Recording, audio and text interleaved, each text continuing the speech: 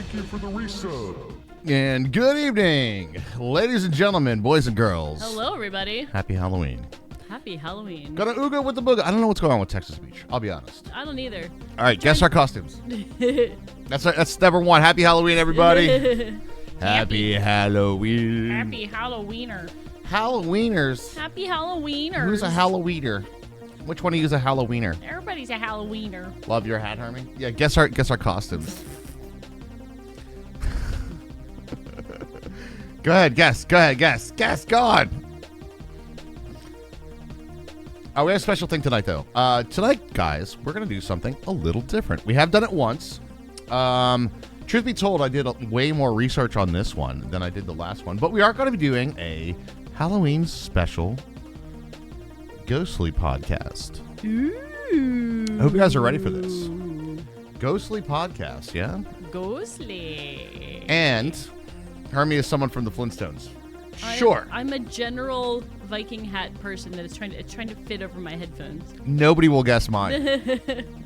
I am drummer extraordinaire Chad Smith. You did it. Fucking nailed it. And here's how you know. Raj, you did it. Drumsticks.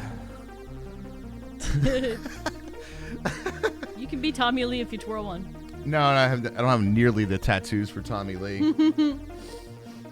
And you have way too much clothes on for Pam Anderson, let's be real.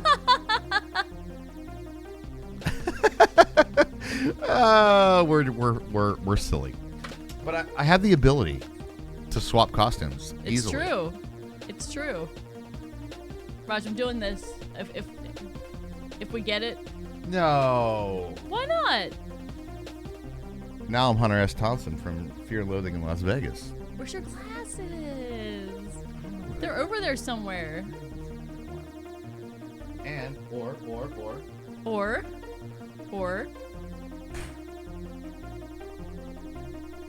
Frank Sinatra? I'll be honest, this one looks a little bit more appropriate for like the stories we're talking about tonight. What, a 1940s fedora? A little bit. But unfortunately, as you may all see, this is quite a nice fedora, actually. It's just like actually a really legit It's a nice hat, yeah. But it's a bit brimmy, which makes it really bad. The feather does make it, yeah. But makes it really hard to wear headphones. Yeah, that's the only thing, is that all of these make like headphones a challenge. Hats require like headphones while you're doing things, and right? Raj already has a large head. I do have a very significantly sized noggin. You have a large noggin. What if we don't go as intense with the background color? That would be great. Kate, how are you tonight? Hello. All right, I'm going to have to guide you on what to read, because this one is not as... I'll be honest, I didn't write the report. Last time we did this, I had a 14-page, script. Well, outline. Not really script. We didn't this is live. We don't script live. It's impossible to script live. By the way, thank you very much, Blake J, for the Tier 1 sub. By the way, as Hermie mentioned, we do have a special unlock that is possible tonight. Exactly. And that's part of the reason I didn't go full on right now. If we get 50, that is 50 subs. We've decided on that number. Or the tip bar to 500. One of those two. Okay. We'll do it that way. Hermie is going to do Raj's makeup. I'll do Raj's makeup. And when it's the makeup, it's like whatever she wants to do to my face. I think we already got revenge, right? I mean, a bit. A bit. But that is one of the unlocks tonight, but we do have some ghostly stories as well. You know what I did not do? I didn't get, spooky music. Oh, okay. Should probably do that. That does sound tempting. Oh, does it? Full disclosure, it can't be at, 11:58.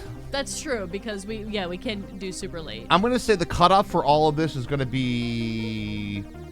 You say, how long? I think 10:30. 10:30. So it'd have to be before 10:30. So you have to it would have to be a rally to get it, because it's going to be a bunch of stuff. I know we started a little bit late, but we had house emergency. Yeah, well, okay. So, I'll tell the brief story of that. Okay, yeah. With LED lights, we haven't bought light bulbs in like a couple of years. Mm-hmm. And I knew we needed light bulbs, but, they don't go out very often anymore, do they?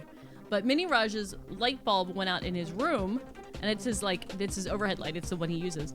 So I had to like find another light bulb and like take apart the Sky Titty, which it's our like ceiling lights. They are boob shaped, and we call them Sky Titties.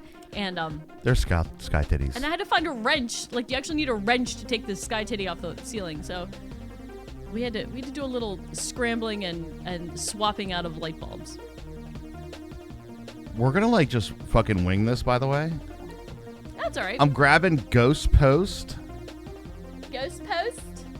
You Can Never Catch Me. These are the song names, by the way. Okay. Cold. All right, well, it's 43 degrees out right now. It's very chilly, that's true. When on Sunday it was 80. Wrenching Sky Titties. We had an epic before stream adventure. We really did. Yeah, we did. Oh, and the Mr. Beast for YouTube thumbnail, $1 million month delivery time. Raj, 30 seconds, make a thumbnail, go. That's the one. So if you check out our YouTube thumbnail, I think I did a pretty good job for a 30-second, a little quickie in the bathroom. Fright Night. You guys want Ghoul Disco or... Ghoul Disco. We'll go Ghoul Disco. He did the mash. Scary Stair Steps. That sounds like sound effects. Haunted Mansions. Who's creeping in my window? All right, there we go. That'll be enough. We'll play around with that playlist, Yeah, we'll see how that goes. All right, let's see. Grab some of this stuff over here. So we're going to do new folder, new playlist, rename playlist, spooky. Halloween makes my like, I can't, you know how like some people's brains are really good with like letters and stuff? Yeah. Mine is not. As you guys might know,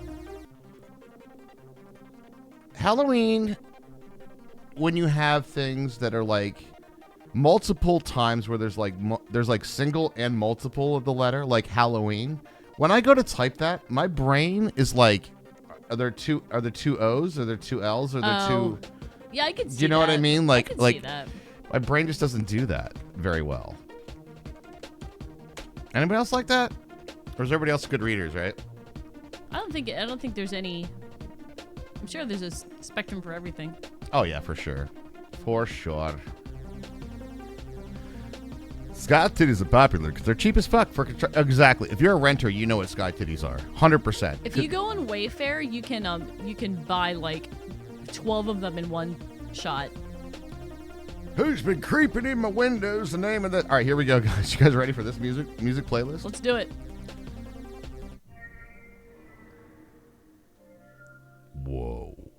Whoa. So tonight's ghost story, everyone. Tonight's ghost story. It is Halloween, after all. Keep going until the red squiggles go away. So, a lot of you might not know this.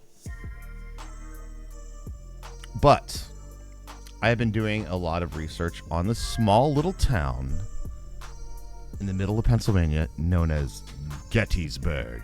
Or more accurately, Gettysburg. Really? Yeah, because it was Gettys. Gettysburg? Yeah, it's Gettys. Is it really? Yep. I never knew that. Yeah, nobody calls it that, by the way. No, just nobody only calls it historians do. That's the only people that do. Gettysburg. This place that the story that we're gonna be talking about today is extremely prolific in terms of a haunted story in Gettysburg. In fact, every single major ghost hunting channel has done an investigation at this home. And there's a good reason for that, too. Because if you want to go and investigate this home, you can. that they are now the home of the ghost tours of Gettysburg. That's where this location we're going to be talking about is. I'm right to the Minecraft box. It's the Minecraft periodic table. Oh, this one? Yeah, it used to we used to have it like suspended in the middle of the thing, but it was a little too heavy. It fell off. It fell off. The Minecraft periodic table. I love it. I love it. So a lot of the information that we're going to be covering tonight, the article is by Errol Morris. No, hold up.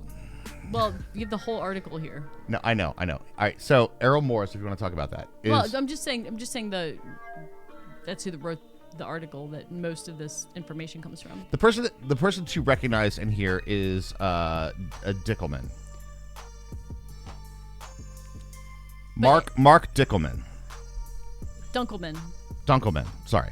But Errol interviewed him. Correct.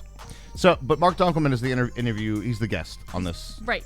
On this thing. So the article's from him. He's a compilation, but a lot of the things that we're going to be talking about are literally quotes and excerpts from the book from Mark Dunkelman on the first character in our ghost story tonight. Are you ready? Sergeant Amos Humiston. All right. This is that's good background music for this. This works.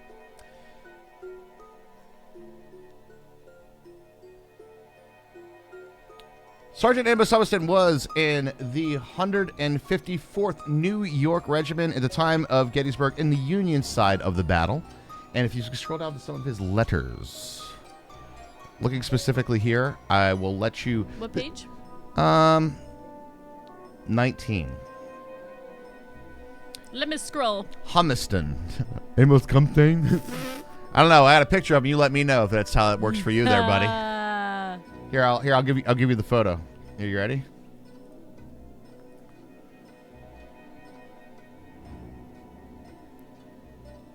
There you go.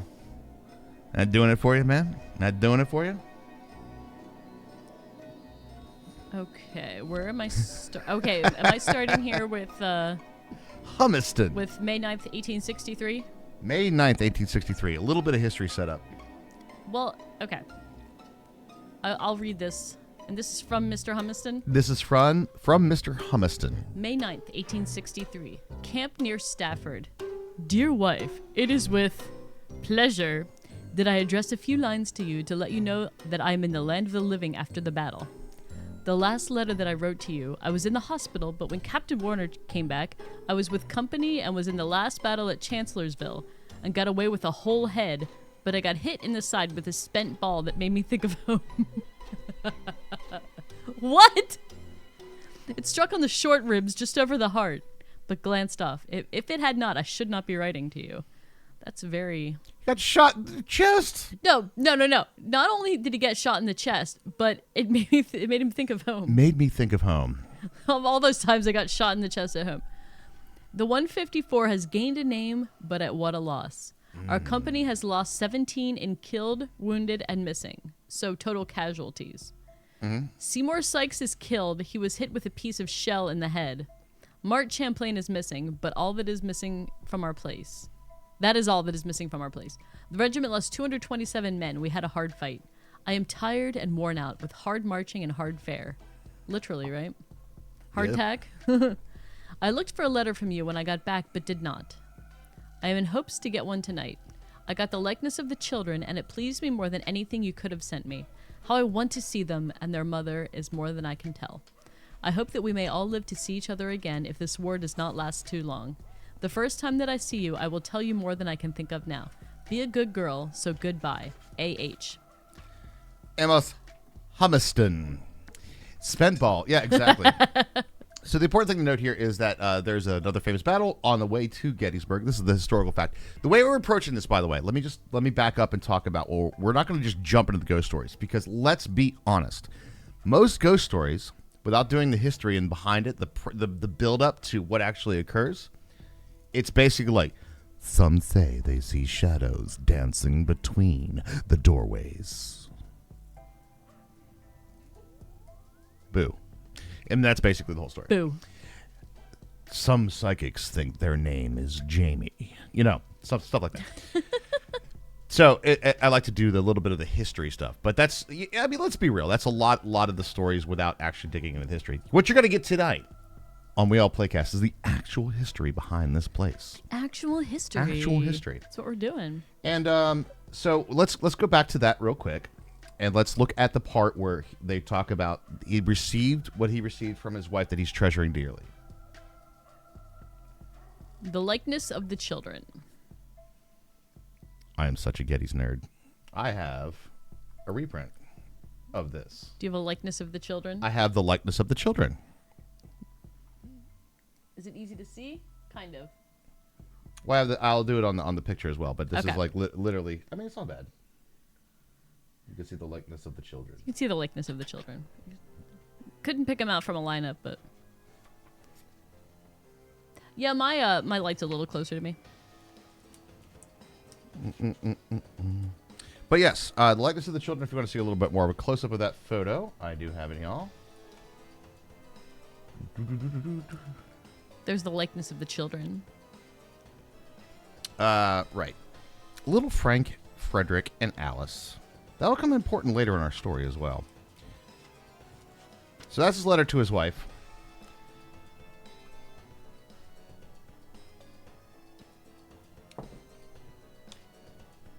Let's go back to that. I'm still stuck on the I got shot in the chest. It reminded me of home. Yeah, that's definitely a thing. I'm not sure what that was supposed to mean. So this is one of the other things that happens here. Like, so there's a lot of correspondence between soldiers and wives back home, and we actually get a lot of the historical accounts from these exact things. From letters, sure. From letters. I mean, it's a very big thing. So let's talk about what happened. What happened to Amos Humiston? I should probably cover this part, shouldn't I? Sure. You sure? Because there's not like a thing. There's not like a read this part. Right. So since you already know it. Correct. So, on the first day of battle, I like that it was, I got shot in the chest and lived, or I wouldn't be writing you. That's very true. That's extraordinarily true. They were kind of, that's kind of like a stoic way to think about your own death, huh? There's a lot of that stoic stuff. Well, stoicism was born amidst battle, so it makes a lot of sense. You have to, right? Yep. Like if you relish in it, then what are you going to do? You're just going to like completely. You'd freak out. Like if you thought about it all the time while you're in the midst of it. No, you have to find a way to deal with it. Yeah, there's no way. So, on the first day of Gettysburg, the Confederates come into Gettysburg as the Union soldiers are arriving.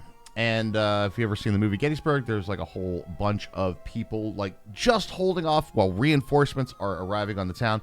One of the regiments that shows up is the 105th New York, 154th New York, under Steinwehr, under the 11th Corps of Howard. I got names for y'all. The brigade is under Coster, and it's Colonel Allen. Yeah, what's up, Ice Spice? How you doing? Hello. They are charged with the retreat of the Union Army through the town of Gettysburg, and while they are going through the retreat, he gets hit and mortally wounded on this retreat. Who is that? Amos Humiston. Okay, he gets mortally wounded. Mortally wounded on the first day of battle. Okay. And July 1st? July 1st. That is correct. And there's a few accounts of where that happened. Right on this blacktop. But it's about here on North Staten Avenue. And if I go up here just a wee bit. Let me back up here so I can actually get where I'm going. There it is. But if we drop right down into here and take a look to our right, that over there is called Coster Avenue. Remember I just told you Coster is a thing? And you can see there's the historical marker. And there's a there's a beautiful painting back here as well of like the 154th New York. And really? And that's their monument back in there. That's the 154th New York. Now, where he was talked about, found, I don't know. The writers say, I'll put it to you this way. The writers say he was found on this street here. And in fact, there's a nice little monument, and he has his own little plaque right here. Yeah. And this plaque was dedicated with the funds from the descendants, and Mark Dinkelman was here for the dedication of this plaque for him. It's like 1997, I believe, is the dedication of that plaque. That being said, however, the actual location of where Sergeant Amos Humstead died is probably more likely way out here during their retreat. That's fair. So authors will say here. It's hard to know exactly. Historians will say here. All right. So that's a little bit of the other things for it.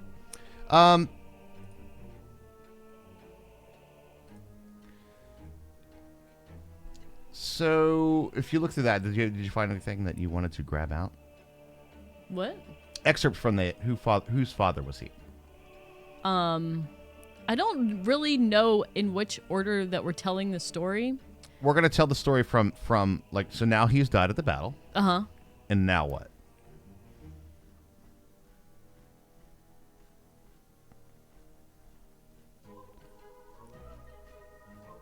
Well, we could just go through kind of front to back, because it kind of tells it in order, right? I don't mean read the entire thing, but... Yeah, go ahead. Okay. You're up. The soldier's body was found near the center of Gettysburg with no identification. Nothing on his jacket, no letters, no diary, nothing save for an ambrotype, which was photography back then, of 3 small children clutched in his hand. Oh, he died with his picture of his kids. Yes, so he died holding this picture in his hand.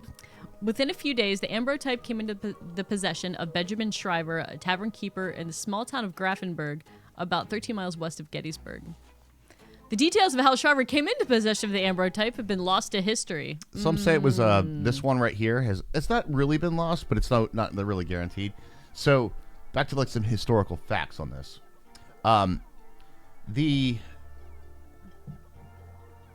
There's a lot of dead soldiers at the end of Gettysburg. So really? What would happen is people would go out and try to help bring the bodies back, and a lot of people in town, right? So there's a lot of, and this was a lot of women in the town of Gettysburg did this, and the story, it's like the most likely thing is there was one of the ladies that worked at this bar, like a barmaid or something, right?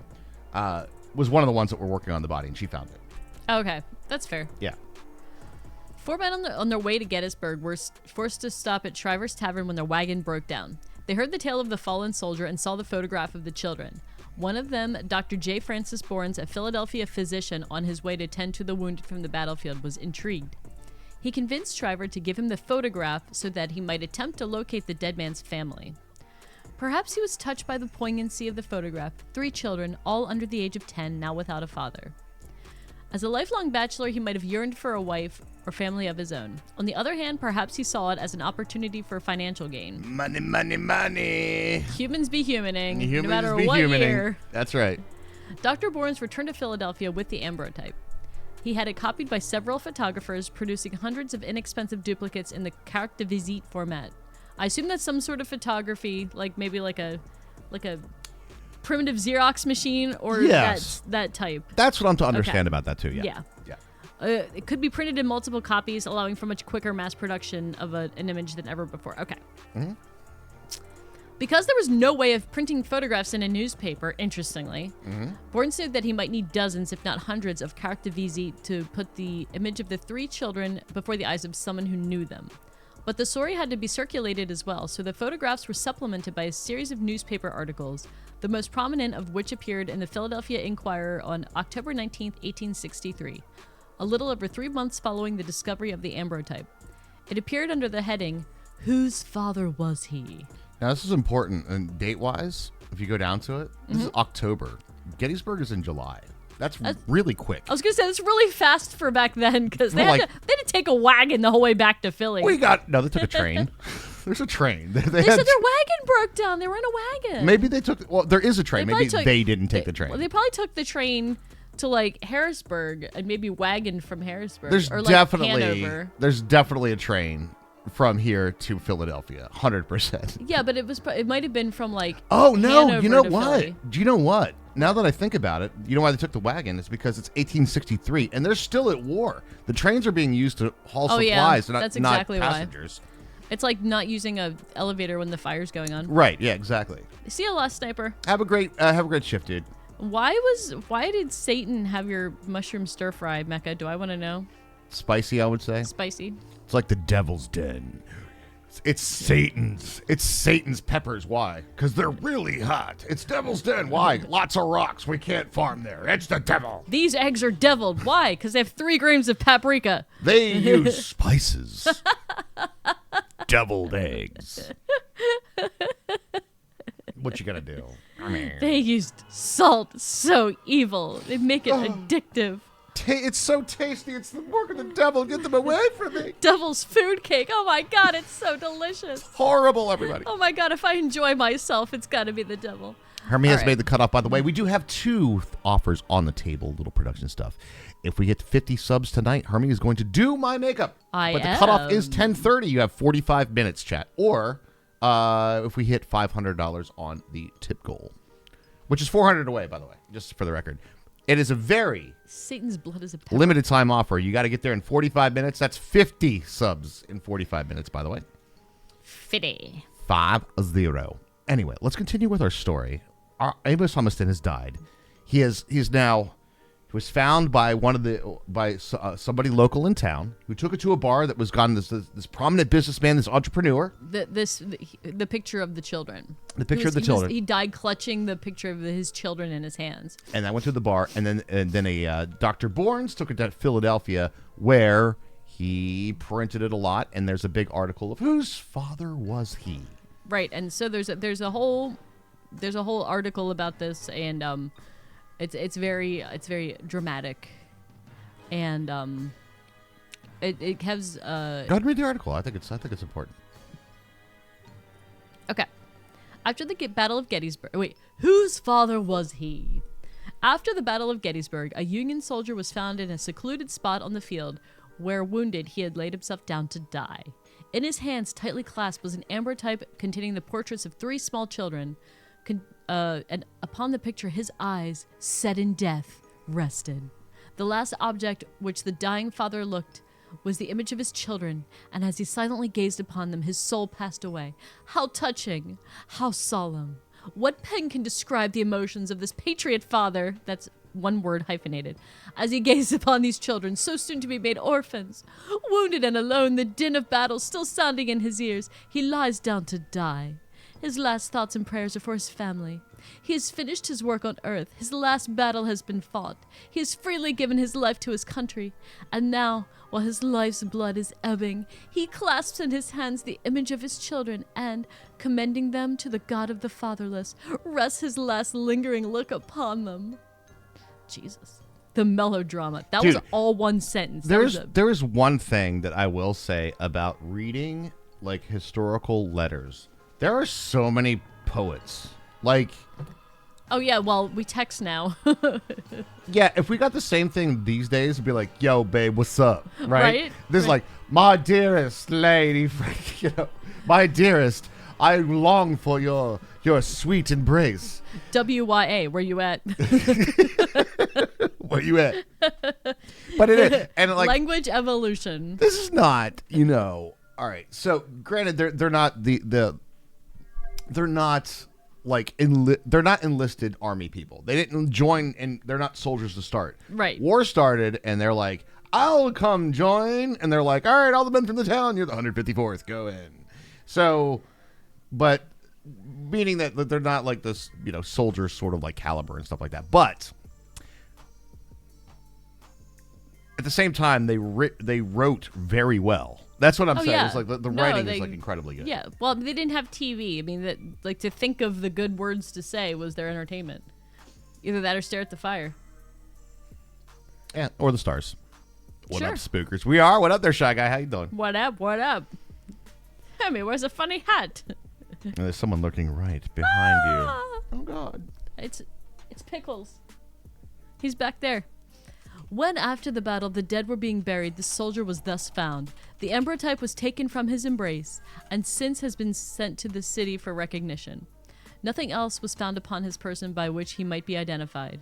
His grave has been marked, however, so that if by any means this ambrotype will lead to his recognition, he can be disinterred. He'd be disinterred? So we're going to dig him up? Yep. So if we find out who this guy is, we're going to fucking dig him up. Yes. Yes. This picture is...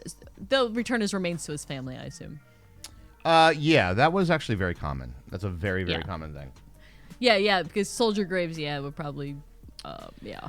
Well, I mean, if you want to get into the nasty bits of the whole thing. No. Well, yeah, we can, but maybe let me finish reading this letter. Yeah, We please can get do. into the nasty bits. Mhm. I mean, I'm like, it's Halloween. If we're ever gonna get into the nasty bits, now's the time. That was the time, yeah. This picture is now in the possession of Dr. Borens and the address, who can be called upon or addressed in reference to it. The children, 2 boys and a girl, are apparently 9, 7, and 5 years of age, the boys being respectively the oldest and youngest of the 3. The youngest boy is sitting in a high chair at 5, and on each side of him are his brother and sister. The eldest boy's jacket is made from the same material as his sister's dress. These are the most prominent features of the group. It is earnestly desired that all papers in the country will draw attention to the discovery of this picture and its attendant circumstances, so that if possible the family of the dead hero may come into possession of it. Of what inestimable value it will be to these children, proving, as it does, that the last thoughts of their dying father was for them and them only. Pretty. It's a very pretty sentiment. It's But very, yeah. they're trying to get to, they're trying to figure out who this guy is. There's no dog tags. There's nothing like that. This guy's Right, dead, and no. the only thing he's got is the pictures of his kids. And that's a human story. That Yeah, really, it's such a human story. that really tugs at the heartstrings. That and you could see it in all these articles and all the accounts of it. Like, hey, we are the last thought of this father was of his kids, of his family. That sort of thing. And it's corroborated a lot by his letters as well. So that was one that tugged on the heartstrings. This became a huge, huge famous story. In fact, I have a little picture right here up from the Library of Congress. LOC. This became such a famous story, they wrote songs about it. And this is the songbook for The Unknown Soldier. And that's the story. This is the story of The Unknown Soldier. I can't help noticing the last name of the composer, and I wonder if James Horner is related. Major Wilson G. Horner? Yeah, maybe James Horner is related. I mean, he does music too for movies, right? Is he? Is this? He's not. They're not under Horner, are they? He was in the music regiment. I don't know. That's what I'm saying. That doesn't make sense. This is Howard, Steinwer, Coster, and Allen is where they're under. I don't know. Not sure. Anyway, go ahead. Continue, my dear. Well, that's the end of the article. That is the end of the article. Okay, so let's move on to the next part of the story then. So, what happens now? This is being circulated around. This picture to try to determine the identity of this man. Right. So I guess it makes its way to New York since Humiston was the 154th New York, correct? Correct. So he was from New York State, and so the story makes its way up there. And then a woman in Portville, New York, was shown a story about the photograph that appeared in the American Presbyterian. Oh, that's a paper that you got to subscribe to. The American Presbyterian. You have to go on Sunday to get your copy. That's where we learn our news in the 1830s or 1860s. Church papers. There were a lot of Horners back then. Still are. Yeah, but I mean, always has been. This is maybe not the time to get into the entirety of how church was a social hub, not only like for religious purposes, but for people just getting together, on Sundays. True. And Zenith, ooh, spooky, scary skeletons. Yeah. Ooh. Ghost story time. Spooky, scary, weird Viking hats. I'm wondering if Chat's going to want to see me in makeup or not. I'm not sure. Everybody wants to see you in makeup, Raj. At this point, Anyway. I'm not believing it. I don't believe it. So I'm good. I'm safe. A woman in Portville, New York, was shown a story about. Oh shit. Oh shit. What did that say? What does it say? I don't know. I thought it was bigger now for you. Here's the same money with the tip goal. Okay, guess what, guys? Stick around. I'm gonna honor that. Agar just dropped $250, which is the same amount. Shit, dude. For the 50 subs. I'm gonna say that's going to. We'll go short of a wig. If we finish it up, we'll put a wig on. Maybe that. Yeah. Okay. Okay. So by 10:30. Agar, thank you so much. Really thank you, appreciate Agar. that. That was incredible. It's huge, dude. That's huge. So I'll be doing Raj's makeup in a little bit. Oh boy. But not looking forward to that, guys. no, you shouldn't be. Raj just got wrecked. I did. Agar, thank you so much. But if we however much you decide, we can add a wig maybe. Sure, we'll figure it out. Okay. All right. We'll chalk up the get the old makeup out. Anyway, a woman in Portville, New York was shown a story about the photograph that appeared in the American Presbyterian. She feared the worst, having not heard from her husband since the Battle of Gettysburg. She asked the town postmaster to write to Dr. Bournes on her behalf. I wonder if she couldn't write and request a copy of the ambrotype. It's possible. When she opened the letter from Philadelphia in late November of 1863, Philinda Humiston. That's a name. Philinda. Does anybody know or has known a Philinda? Has Also, anybody known a Philinda? How do you think it's spelled? That's a great question, actually. Oh my gosh. Philinda. Your sister, brother-in-law, niece, and nephew dressed up as Alex, Steve, a yellow axolotl, and a creeper. Nice. You went to your room, threw on a brown shirt, tuck your hands in the sleeves, and went out talking like the villagers. Heck yeah, dude. No, even better, Mecca. Here, I'll type it out in chat. Yeah. Here's how you spell Philinda. This is how you spell Philinda. It's Philinda. like Phil. It's like Linda. It's like they. Do you think? No, honest question. Do you think that around the house, because you know you have pet names for people? Yeah, yeah. You think he called her Phil? Yes. You think it was Phil? Or hey, Lynn. Phil. Or Lynn. Yeah, maybe Lynn. Or Lynn. I wonder if her mom and dad's names were Phil and Linda. Phil and I doubt that. I doubt that. Philinda Cracks. Philinda Cracks? That was her maiden name. That was her maiden name. Humiston was an upgrade. Yeah, the most epic old name I know is my great-grandma, Zelfa. That's that is a name. Fantastic. Zelfa. Wow. Yeah, I've never heard that name. Wow. No, I've never heard that before either. That is certainly a name.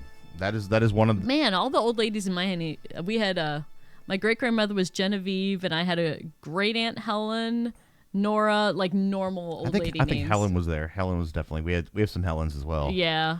Well, I had a Marge. Marge is my grandma. Margaret, yep. Marge.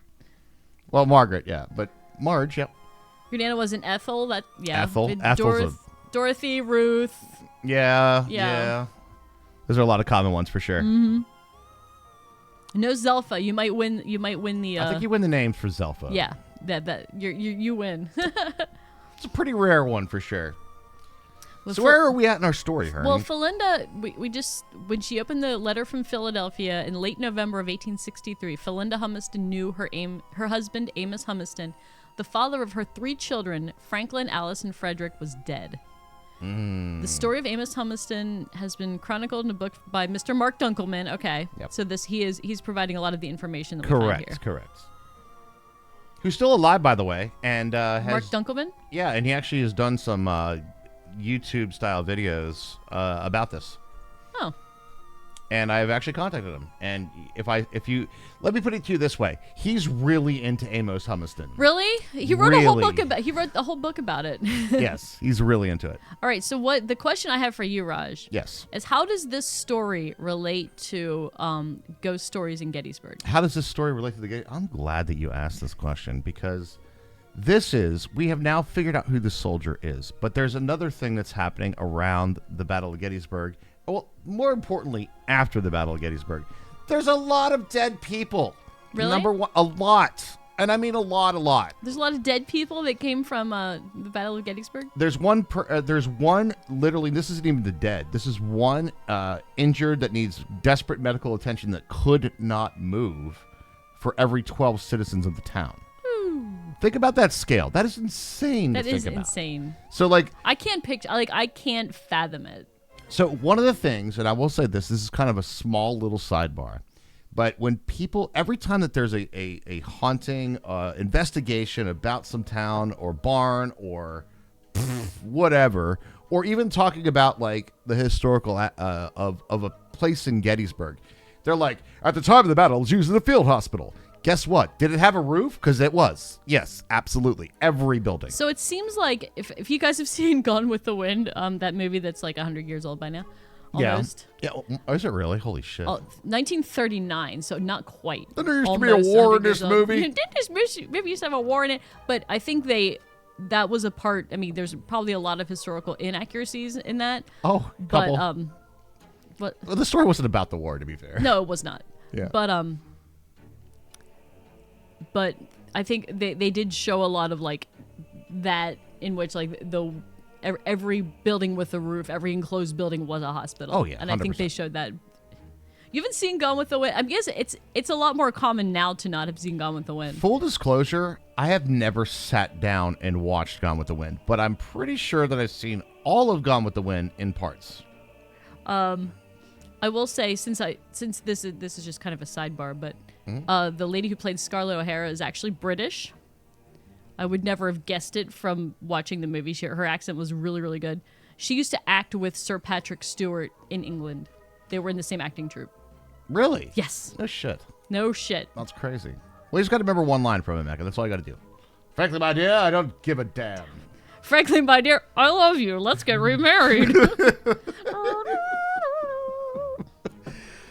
That's all I got to remember. That's probably the most referenced part of that movie. Yeah, you would say you haven't seen it either, but me not having seen a movie isn't either a Bond movie or a Matrix trilogy isn't that surprising. You made it through the Matrix 2 and 3. Sorry. I did too. And Revolutions, I think I did once. Right. I didn't go back and rewatch it though. No. Like I couldn't quote that. I was. No. Yeah. No. But not the new one, lol. No. Yeah, you know. It's kind of one of those things. I fall asleep. Oh, that you said Bond movie. I fall asleep during every Bourne movie somehow. Bourne movie. I've never stayed awake during a Bourne movie. Yeah, we put on any one of the Bourne movies since Hermes asleep. Yeah. Like within 3 seconds. All right. So you're asking about how does this relate to the ghost story? What's the ghost story that relates to this? Let me get to the port. There is actually an account of why this becomes a very important part of in this article. And that's why I'm asking you. Mm-hmm. Do you know where it is? On which page it is? No. I'm looking for it. Give me a second. You think I wasn't asking a real question? There's the letters. There's him talking about the descendants. I do see in here that Mark Dunkelman talks about how Amos Humiston used to be on a whaling ship. Yes. His book is, and this is actually kind of a good thing. His book is less about like how he died and the story and the ghost story that's going to be following of his death. What he wanted to do was to honor like what he was in life. Which is a good way to do it. I mean, you can only do so much with his death because you die and then you're dead. Yeah, he was on like a whaling ship for a year or two, and he was like a leather worker. I think he made like saddles for horses and stuff before the war.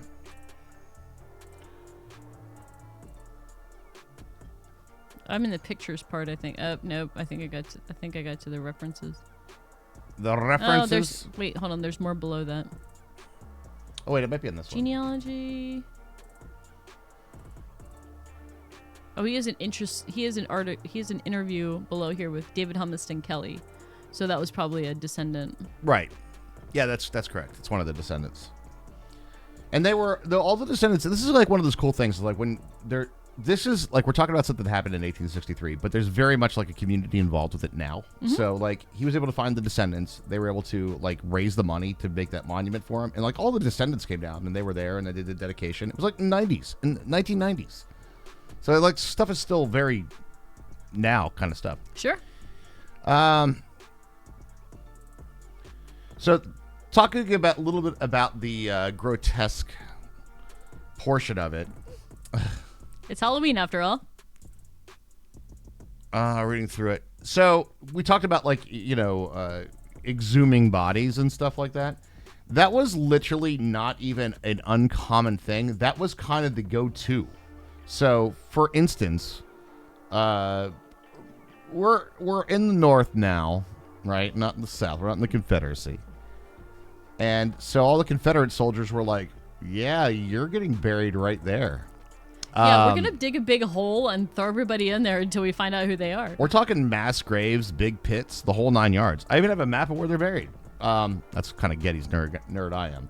But so they're buried like on the field, and it was until years later that you were looked at the group that was. You were looking at the women's Daughters group. of the Confederacy. The Daughters of the Confederacy raised enough money to go exhume the bodies and bring them back to the South to be buried. Years.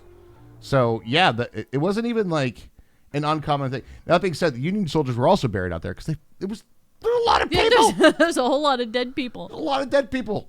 Raj, you do have to show this on stream. Oh, yes, You I have do. to show this potato Jesus version of this thing. But it is actually, this is modern too. You know that, right? This is extremely modern. I know, but it's still a potato Jesus version. You gotta.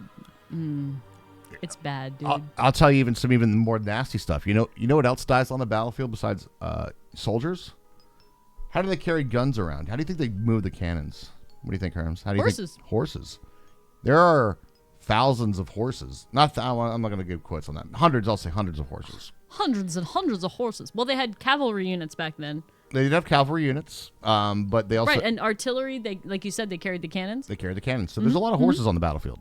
And there's a lot of pictures. So let me find this. This if you're looking for this picture, it's No. Okay. Now here's a crazy... Horses of courses. This is over at the Trossel Farm, actually. Library of Congress on the battlefield, dead horse. Yeah.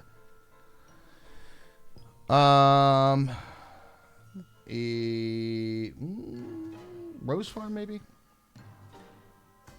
Library of Congress is amazingly awesome for this stuff, by the way. Would you say it has lots of American history? I would say it has a lot. Library of Congress? Library of Congress has a lot of things. Go. Okay.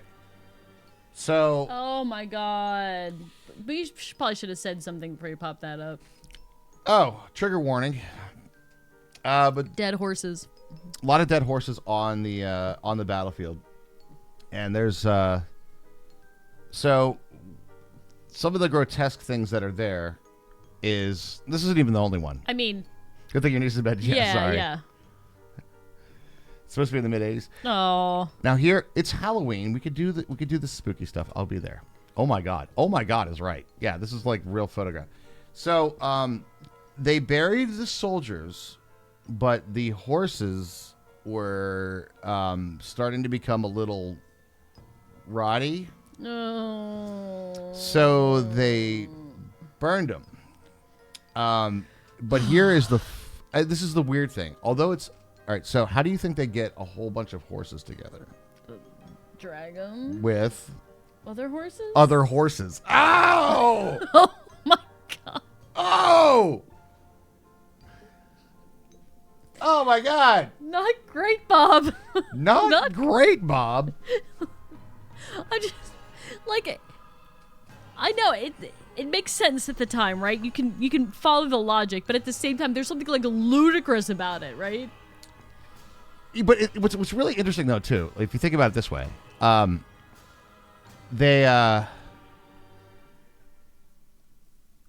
humans are also dragging other humans out, right? Yeah, like yeah, so yeah. it's kind of like, you know, a little bit of an equivalent thing for that. Sure. But there was some quote. It was like it released a stench so foul. Oh, I cannot even imagine what burning, rotting horses fucking smelled like. Oh God. Oh my god. Yeah, definitely think. I'm not. Oh god. Oh god. So, as it relates to the ghost story, to go back to the question on the most roundabout tangent ever. Really? Yeah, exactly. Send me the link for that, by the way. This is on page 70. Oh, it's on page 70? Yeah. Okay, so this is the dedication of the monument. This is kind of a sidebar for it, but Fun fact, Aeромacro, this is the default because I can't get the software to install properly. I'm glad you like it. What's that? This is the default for your Corsair thing. thing because the software is like not installing properly for me.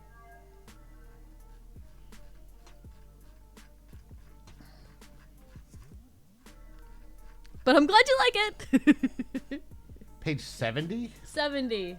70. Yep. You got they have a picture of the monument to Amos Humiston. Also, they spell Felinda differently That's not uncommon. with a Y. Yeah, I actually can imagine that it's not. Yeah, I think it's on like the next page or two from that. I'm just a map nerd. I'm looking at this. I know. Early's division comes in. And... Let's stay. all right, all right, I got it. We haven't gotten to the ghost story yet. All right, spreadsheet nerd, let's go. Nope, keep going. Keep going. There it is. Go. There's the plaque. All right, there's the plaque.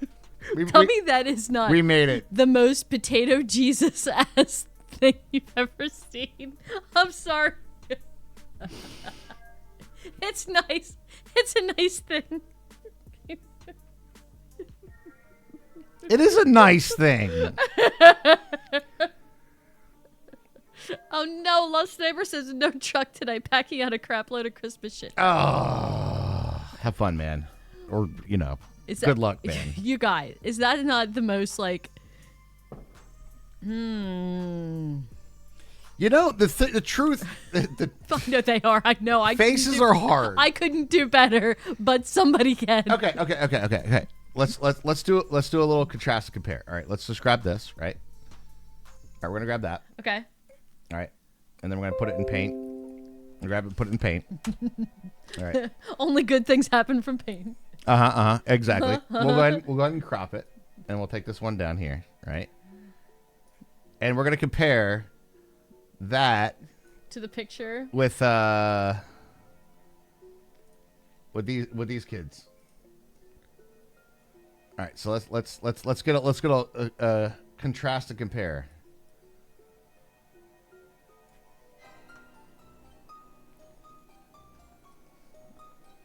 They totally had somebody draw that. They did not even digitally image it. They had somebody draw that shit. So, what do you think? Monument kids versus actual picture of kids? This kid right here, I swear to God, I think this is, what is this? This is Frank, right? Yeah, I think Frank was the older one. No, that's literally on the bottom. Frank has got a look, man. Frank has a vibe. That dude right there is just like... Frank has a vibe. You don't talk shit about Felinda. No, he has a major, like, I pull my sister's pigtails energy. Yeah, a little bit. Mm-hmm. You see the resemblance? I can too, and I think if you really look at it, it's you could tell that it is the picture. This picture they were. I can tell that they referenced this picture too, and it's hard because like look at that. That picture has no depth. Yes. Right. Like the faces are all flat white circles.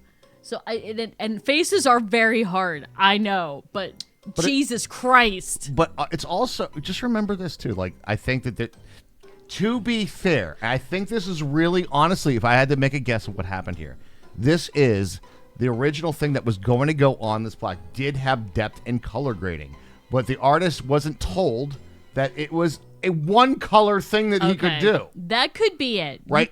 So there's probably... Look at the plaid though, Raj. Look at the plaid on the thing. Like, look at...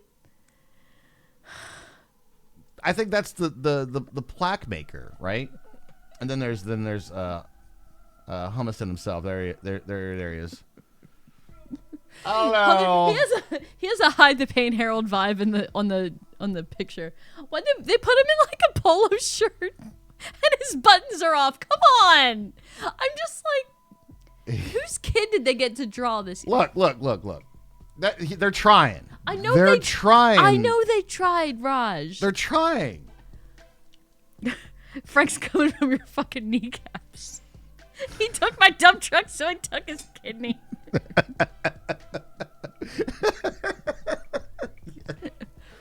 Like it look like they're wearing chicken wire. But the buttons aren't even straight. Like, it's okay. Maybe they cut it like it's possible that they had to rearrange it to fit it on this thing, and the artist didn't know it was going to be in 2 colors, like you said. Okay, that's all understandable. The buttons are not even straight on the fucking polo shirt. Again, I think there's some liberties made here. Okay, Really? like liberties made here, and I think there's a lot of miscommunication. Now, truth be told, was. do you know how much how much money it takes to erect a monument in Gettysburg? Do you know how much money it takes They to do couldn't that? even get a fucking decent picture. I think they were worried about everything but, right? But at least we have this nice little piece of art to laugh at.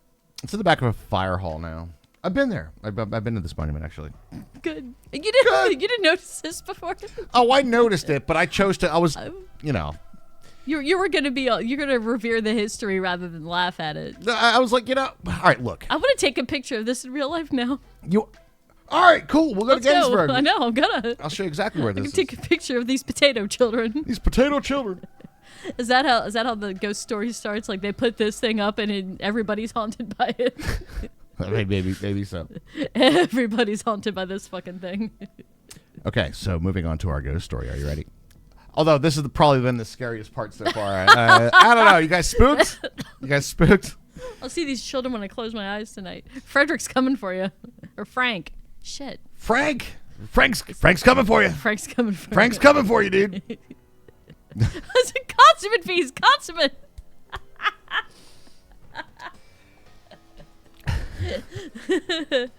This isn't very good at all. This isn't very good at all. What are you talking about? All right. Good one, Shane. So right after all this goes down, there's a genuine need. There's a genuine need for. There's a lot of orphans. A lot of families, didn't make it. So there's a lot. That's sad. It is sad. That part's really sad. And you got to remember too. It took me a minute to I was like, is it the mom still around? You know what I mean? Like I was like, they still have the mothers, right? They still have the mothers, but I want to know how the mothers weren't really allowed to make any money, right? That was a big part. Women didn't make money. There wasn't a back lot of then. jobs. No, there are, but they're not as. They're usually not as lucrative, right? No, they're still not. It's a thing. Well, I do pay you a little less. Exactly. So there's a lot of that, and how it comes to orphanages though. But there's a lot of times where, even Gary, while he's in the life. Let's just put it this way: life expectancy wasn't as long as it is now. Sure. All right, and there was a lot of disease, Especially when you're in a cannon battle. Yeah, life expectancy is very short if you're actually in, fighting for one of the armies that fought at Gettysburg. Yeah, your life expectancy is less than ideal. It decreases when you step on that battlefield. Yeah, when you step into a line of bullets, tends to go down very, very quickly. But there's this is before germ theory as well. You guys got to remember that too. Right. Not before inoculations. This is a gross stream. Gross. But it's Halloween. It's Halloween. We're allowed to talk about this stuff, right? I'm all about not sheltering history though. That's my whole vibe. We should not. We shouldn't shelter history. We shouldn't. Nope. We shouldn't go for the oh, that doesn't feel good. We shouldn't talk about it. All right. Try to see what else. So a lot of orphans. So there's a need for an orphanage, and they start looking at different places of where could we go and where could we what could we do to make this orphanage. And they are going to erect one in Gettysburg. And they ask Felinda, hey, would you like to run the thing? And she says yes. So. Because she's second to a celebrity right now, right? Because this got so much fame from being circulated, I guess, throughout the Mid-Atlantic region. These are starting in Philly, and it made it the whole way up to, the New York Presbyterian newsletter. These are this is like the Kardashians of the time, I really wish you hadn't said that. Well, Good not night, Shy so Guy. much. Have a good night, Shy Guy. In terms of fame level. I know. But in terms of actual human beings, I feel like these are more devout religious folks. Sure. A lot more people were back then. And I feel like they're more. Well, don't you know about Kris Jenner's church? I don't want to know. No, you don't. You don't. It's horrible. It's all No. horrible. I don't know if they have any more parts of this that are about this stuff. So anyway, the orphanage is erected, and You just want to keep saying erected, don't you? Erected. Erected. 1866. So this is 3 years after the battle. There's a great need and urgency to establish homes for the vast number of children who had lost fathers fighting for the Union during the war. Some of these little ones had no one to care for them, while others had mothers who, for one reason or another, were unable to provide fully for their well-being. There you go. With this in mind, a group known as the National Association of Philadelphia was founded and chose Gettysburg as the site for the orphanage to provide the needs for those children. During April and May of 1866, the site was chosen and purchased, and the property of Captain John Myers on Baltimore Street at Cemetery Hill consisted of 2 acres, a large brick house, a stable, a well, a garden, and an orchard. That sounds like a nice like piece of land right there. It very much was. The property had been used during the 1863 battle as the headquarters of Major General Oliver Howard. Maybe on the first day. To help care for the orphans and oversee the daily management of the establishment, a strong, dedicated matron would be needed. The choice of this woman was the result of the saddest yet heart-warming stories of the Battle of Gettysburg, which we just told. And then we skip ahead a bit. Philinda Humiston. Philinda. Oh yeah, the Humistons are not useless at all. No. They. Didn't Arnold Schwarzenegger just wrote a book called like Be Useful or something like that? Philinda Humiston was invited to Gettysburg to help supervise the new homestead. She accepted and did a remarkable job overseeing the children whose members grew nearly to more than 60 by 1869.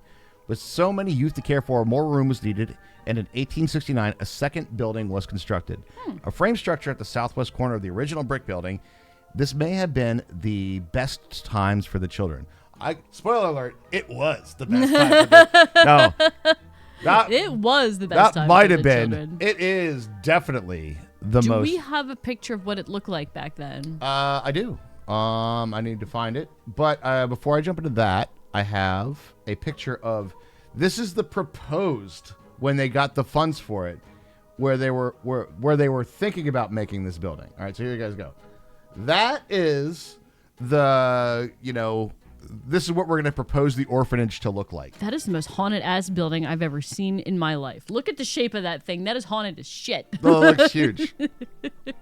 You got wings, like there's like hallways, God. it's like Hogwarts shit going on, And the big tower in the front. That looks haunted as fuck. Well, that was the proposition, and I like looking at the sidebars of the things, not just the ghost story, but like this is how they're doing it. They made a song about this. This is how they're raising funds. It's like there's a whole song. You can sing the whole song if you like. There's even notation for it. Oh. The cannon's deep roar shakes the earth once more. Quick, good for the fight, dare all for the right.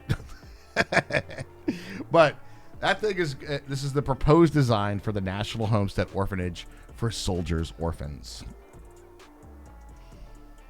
It looks like a nice building, and if it had orchards and stuff, so they would have fresh fruit. I would have to assume apples because it's in Adams County, and that's a lot of our orchards are apple orchards around here. Well, you say that, but there's a big famous part of the battlefield known as the peach orchard. Yeah, peaches. Do peaches grow well in Pennsylvania? I feel like they grow better in like warmer climates. I mean, I'm not a farmer, but I would assume so. It's still a peach orchard, so. Maybe it's just called that because it's nice. Peach orchard. Oh, there it is.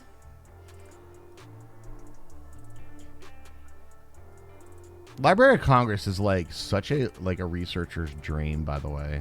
For American history? Yes.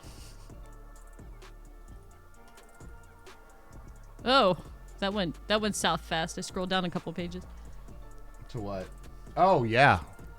Oh, that took a turn. Oh, it takes a very, very dark turn. But before we get into that, guys, we need to take a break because it is indeed for several reasons. It is bathroom time, or not? It's bathroom time. Well, it is probably going to. It's also bedtime.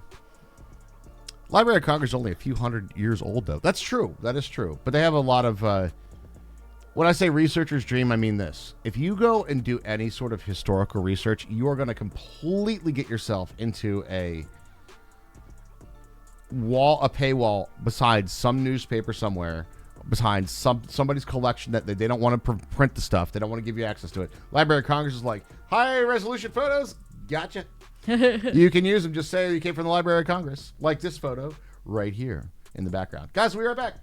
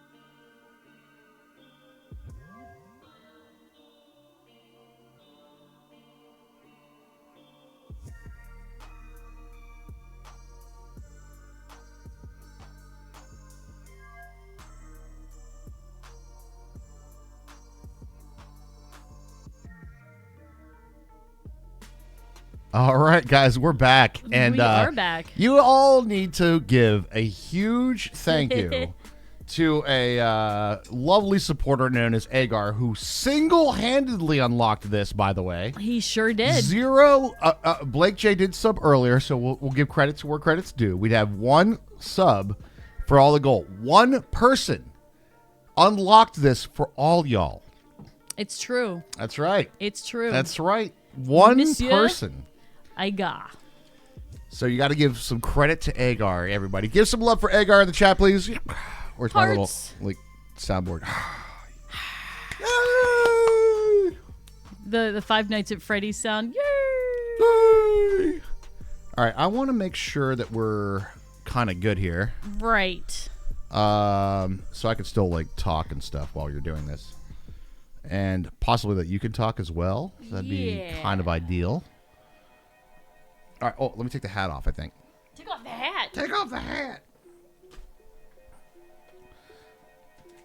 I got what is known as hat hair. Now, Herbie, what are we doing? What are we what are we doing for the makeup Well, stuff? we're going to start with a white base, aren't we? Oh, God.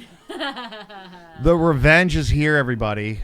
Do you guys remember when I did Hermes makeup and she said, "You can do my makeup. It'll be a fun stream." She didn't say what makeup I can do, though, so I made her into a clown. Can you point? Can we? That's not how these microphones work. No. These microphones are you talking to this, but if you talk over here, You caked it on. You caked on. I'm not a I don't know.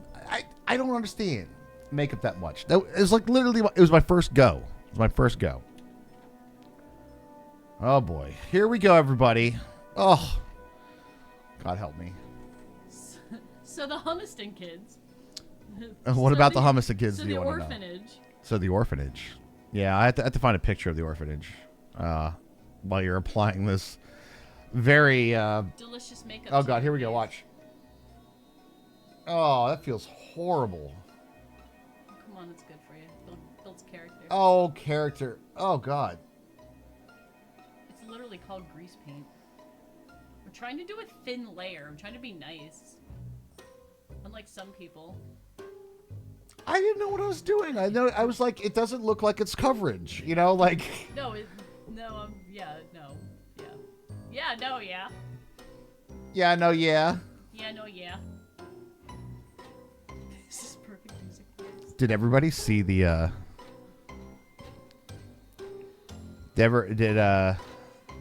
No, we're not going to do the shirt mics. No, Miranda, no.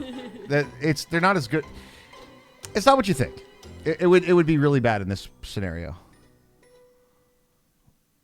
What was I going to say? We're going to talk about the Humiston kids? Maybe. I don't know. We started the story. We can't not tell the ghost Oh, story. we're going to tell the ghost story. You guys better believe it.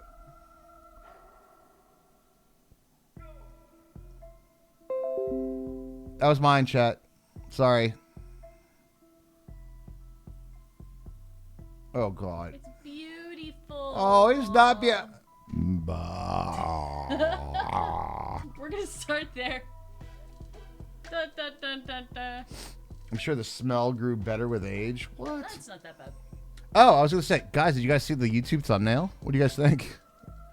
Who went over to YouTube? Bang YT in chat, guys. We're also streaming live on YouTube. Hi, YouTube, guys. Pop something in the chat if you're ever on YouTube. Say hello. Love to see you.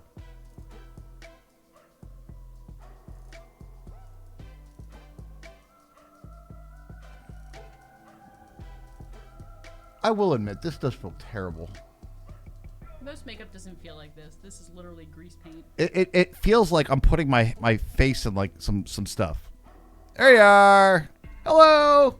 Hello, Janice. Nice thumbnail, Raj. Looked earlier. Thanks, Quackenstein.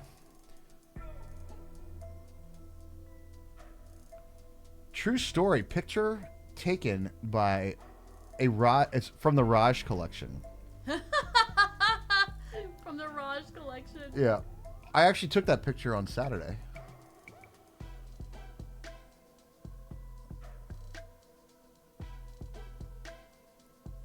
God. You suffered so much for this stream. I have suffered so much. And you guys better be like, yo, you guys, Agar right now is like you carried you. You are now being carried to this. You know what I'm saying? All right, shut that eye. What? Shut that eye. What? Oh, how much are we doing around my eye? Yeah. What do you mean? Yeah. Well, it's gonna look really stupid if I don't make the like around your eye white. Oh God. No.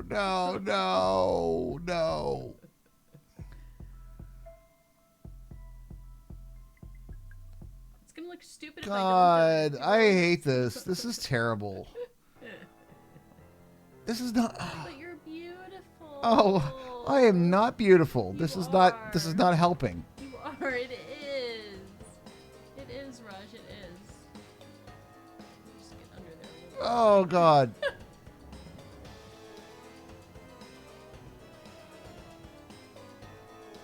All right.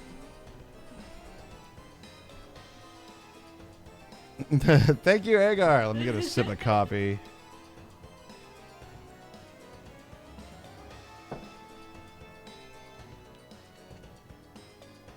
We have to do that side. I am trying to do a nice light coat, though. I'm not trying to make you like opaquely white. I'm trying to make it as white as I can.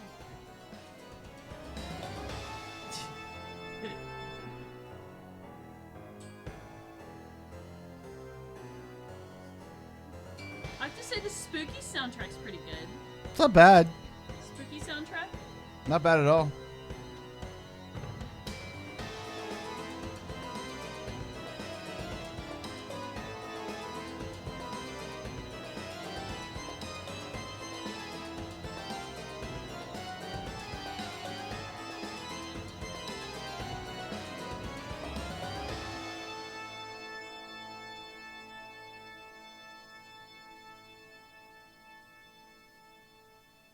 Dude, this is like genuinely not great. Here's what you need to do. Here's how we're gonna play this, right?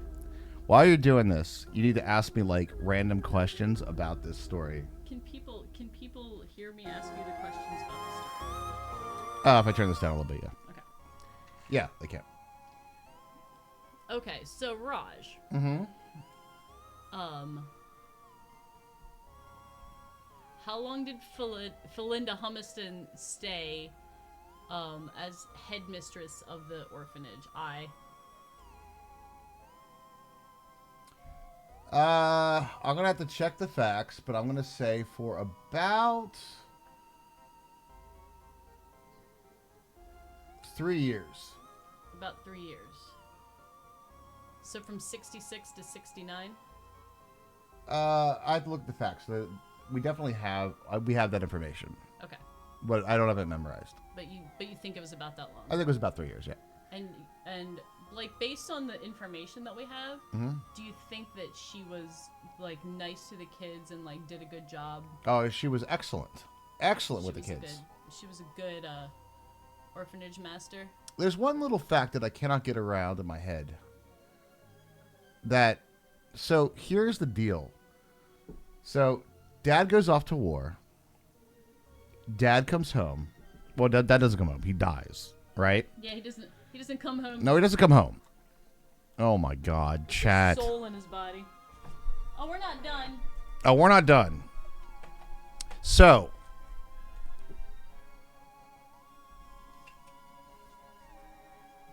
you move to town and you're an 8-year-old kid, right? Roughly. Let's just say the average age of these kids is 8 years old. We're gonna take care of all the other kids whose dads died in the war. So there's obviously a little. Oh God.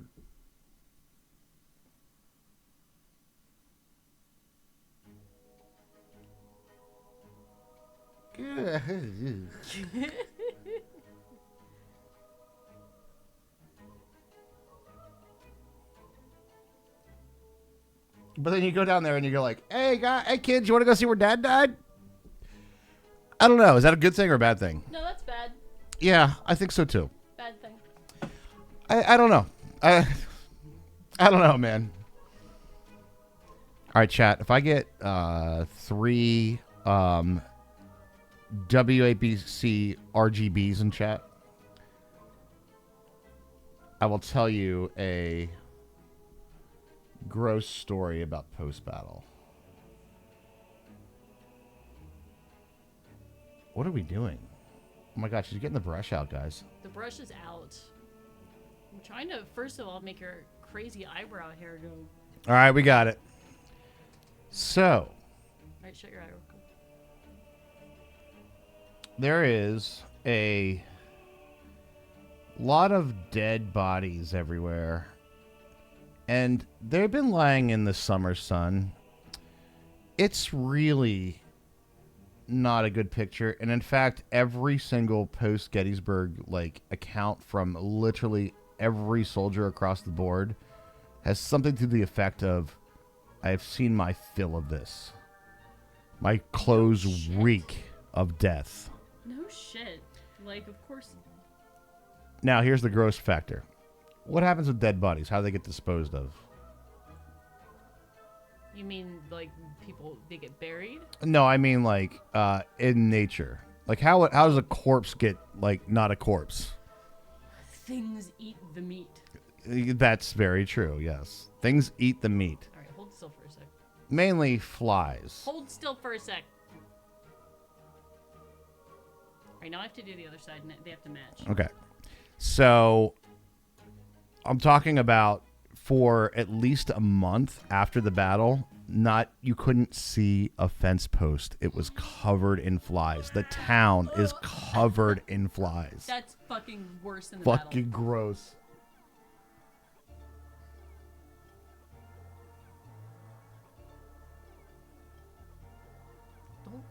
Don't move your face. I'm not moving. I'm not moving. Use your face muscles. Oh. Shut your eye.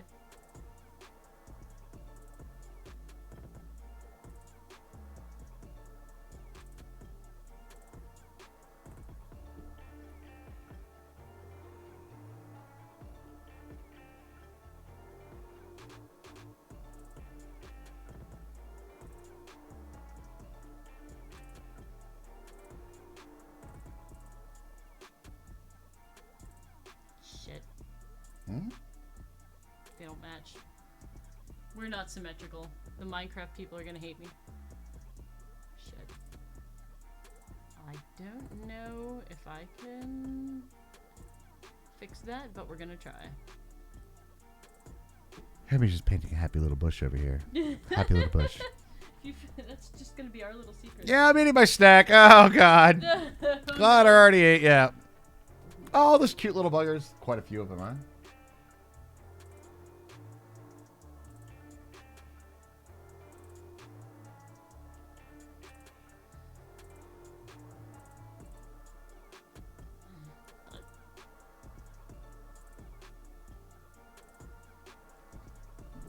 Holy shit. You look awesome. Hold up a second here, though. I have to fix that. Oh, my.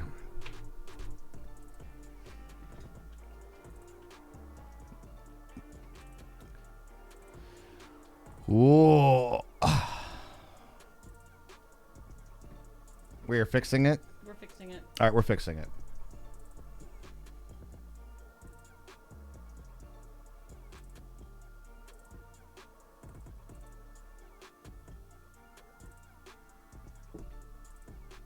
Happy little trees, everybody. Happy little trees. Are we is this where we're at? We're not done. Oh, we're not done. We're not done, everybody. We're not done. And we have more to the story as well. You still have to get to the ghost part. Oh, we didn't even get to the ghost part yet. You didn't even get to the ghost part. I gotta touch up your nose.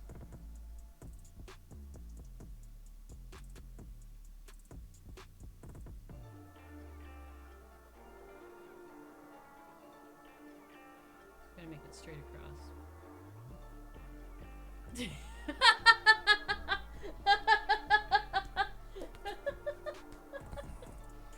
Stop clowning around. What the heck you doing over here? Hey, what the heck you doing? I would like to paint this on your lips, but I don't know if you're gonna like that.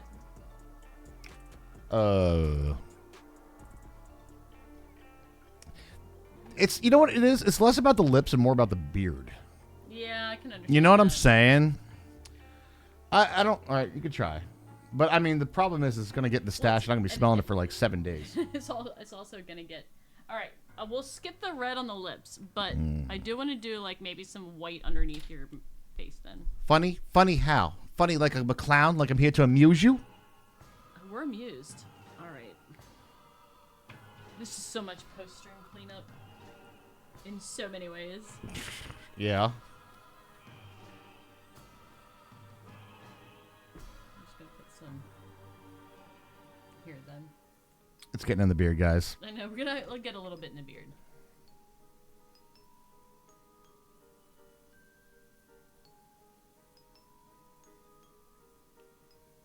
You think being a clown stops here?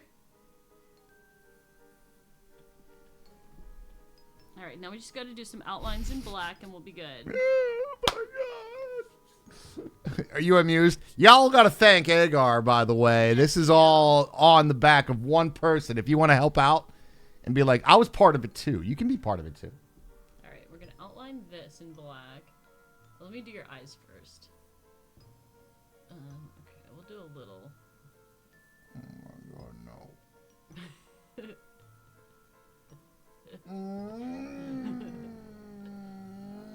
Rars don't like you. I put a lot of lipstick on that man. Alright. I'm gonna do under your eyes now. I don't like this, chat. No, open. Oh, God, I hate this. Oh, God, I hate that. Oh, no. Oh, fuck me.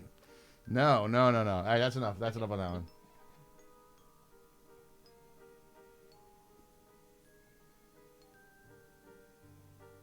Okay. Oh, I don't like this. I see real estate on that forehead for 200. That's right, baby. I'm being nice. I'm being nice. Now we're just gonna outline this in black.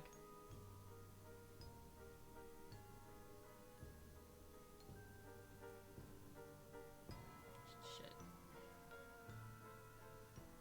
I'm probably supposed to do layers of powder and shit in here, but I have not done it. It just all smears together. I'm not a professional clown makeup artist.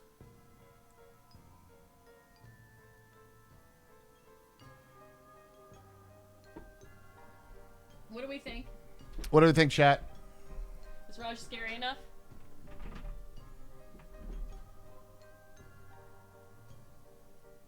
We all float down here. We all float down here. Looking real good. Everyone who went out trick-or-treating, make sure to check their candy for Minecraft lava. 10 out of 10, Cheyenne, thank you. I would like to remind you guys, for those of you who remember Darth Maul, that took like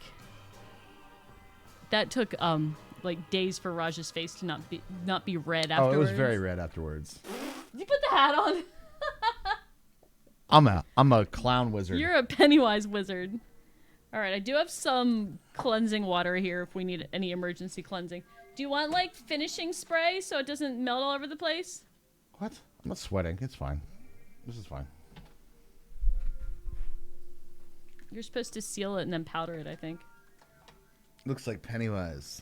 Yes, that was the goal. Down here, don't we? Success. Then you just have to be able to do that thing that Bill Skarsgård does with his eyes when they go like they like drift.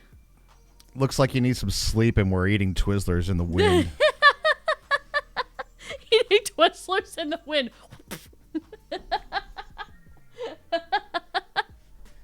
With the hat, it's like jestery. Cersei's, what is his name? Cicero. Cicero. Cicero really likes this. We all create down here, don't we? We all create down here. We all float down here. Check your candy for 2023 Supercharged F-150 with Supercharger Kit. They give that out. Are they giving that out now? What's up? Again, thank you very much, Agar. Really do appreciate that support. If you want to see I was part of that and made this happen, all you got to do is check that subscribe button. It helps us out a great deal. And yeah. And if we would like, I don't know, maybe advance a certain amount on the tip goal or the sub goal, we might be able to convince Skinner Bees to let Daddy wear her Sailor Jupiter wig. Oh shit. Yeah, it's a big thing. Oh, I asked Skinner Bees. Skinner Bees went to work tonight as Itachi from Naruto. There you go. For those of you who know what that is, I do not, but it looked really cool. She has like this big like robe, and she had like a headband and stuff. You leave for break and come back to Pennywise. That's right. Yeah. You did. Thank you very much, Agar. Appreciate that. Okay, I need to. Don't let me go to bed without cleaning my desk. 'Cause I have good like idea. random white grease paint over here now. Okay, and it's on me. To answer your question back in there, I was pretty close. Okay. For Felinda remarried, we're going back to our story now, everybody. Back to our story. In case anybody was not here during the initial story time, we're doing a ghost story from the town of Gettysburg, known as the most haunted location on Earth. And it's related to the Battle of Gettysburg from the Civil War. Correct. So, Sergeant Amos Humiston dies. And his potato children. He dies with a picture of his kids. Dies with a picture of his kids in his hand. Right. And the story circulated up and down the eastern seaboard. This picture. With that picture. With the help of a doctor in Philadelphia who submitted a story to the Philadelphia Inquirer and did some sort of photo magic back then and distributed a bunch of the pictures. Correct. And so then his wife, Felinda, comes down to Gettysburg to be the first matron of the National Homestead Orphanage. And that's where we're at in our story. Which was sorely needed after the Civil War because there was a lot of children without parents to care for them. The old titanium white. Oh, yeah, well, definitely. I don't think this is... Well, it might be. Titanium dioxide is used in a pigment for a lot of... Very possible. Makeup and things. Oh, shit, this has talc in it. Was that bad? Talc is mined next to asbestos, almost always. Most talc contains asbestos. You bought this. We are a duo stream, yeah. Since the beginning, for the last 10 years. We were like the first original dual streamers on Twitch. Yeah. We're gonna say we started the trend. We did. My friend. And if you want to see more, check that sub button. All right, anyway. It does have titanium dioxide in it, yeah. I have no idea. I feel it feels honestly, it does not feel as bad as the Darth Maul did. The Darth Maul was a lot. Like I had to layer the Darth Maul. Like yeah. I didn't layer the clown white on you. Like you're not opaque white. Not opaque white. I was opaque white. You are not. I'm not. How many times in my life have I been like applied makeup to anything? You know. I know it's like painting, but the thing is, you put all. But the thing is, it's like, oh no, you lost your hat. I lost my hat. Your costume, your identity. Kind of Viking are you? One with a hat. My identity. What kind of Viking are you? Stealth archer. Stealth archer. No, that's not true. You have to cover most of your face if you're an archer, right? The more coverage you have on your face, the more accuracy goes up. The more coverage, the better. Yeah. Yeah. I used my ethereal crown in Skyrim. Do you have like a tissue over there? No. Because I have one, like I could feel it. Like, do you have a red booger? Hold on, I'll get you. I'll get tissues. I feel like one little spot. So to answer your question, though, Felinda was invited to Gettysburg to help supervise the new homestead. She accepted and did a remarkable job overseeing the children, whose members grew to more than 60 by 1869. With so many youth to care for, more room was needed. I already read this part. Everything the homestead appeared to be in good attention. The children were well fed, well clothed, well educated, and in great spirit and health when Felinda remarried on October 26, 1869, to Lieutenant Asa Barnes, and left Gettysburg for a new life in Beckett, Massachusetts. Yes. During the next 5 years, the standards of the establishment remained high. But the dark shadow of decline began to rise on the horizon in 1875 as the townspeople began to take note of unacceptable changes. The educational decline, the tattered uniforms, a rise in doctors' calls signaled that something has changed to the homestead on the hill. But try as they may, the citizens of Gettysburg were unable to gain entry to inspect the conditions on which the children were forced to live. Oh, okay. So they wouldn't let anybody in to inspect it? Correct. Okay, let me ask a question. Go on. How was this funded?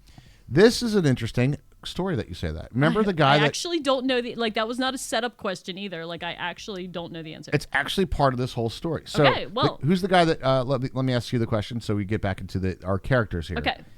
Who's the guy that circulated the photo? Dr. What the hell's his name? Dr. Borscht. What is his name? Dr. Borscht. Hold on. Think Simpsons. Dr. Hibbert? No. Not in the doctor version. Like as in I own a nuclear power plant. Burns? But with an O. Boo Earns? Okay, Dr. Boo Earns from Philadelphia. Dr. Burns. Okay. He is on the board of directors at the National Homestead Orphanage. Okay. So he is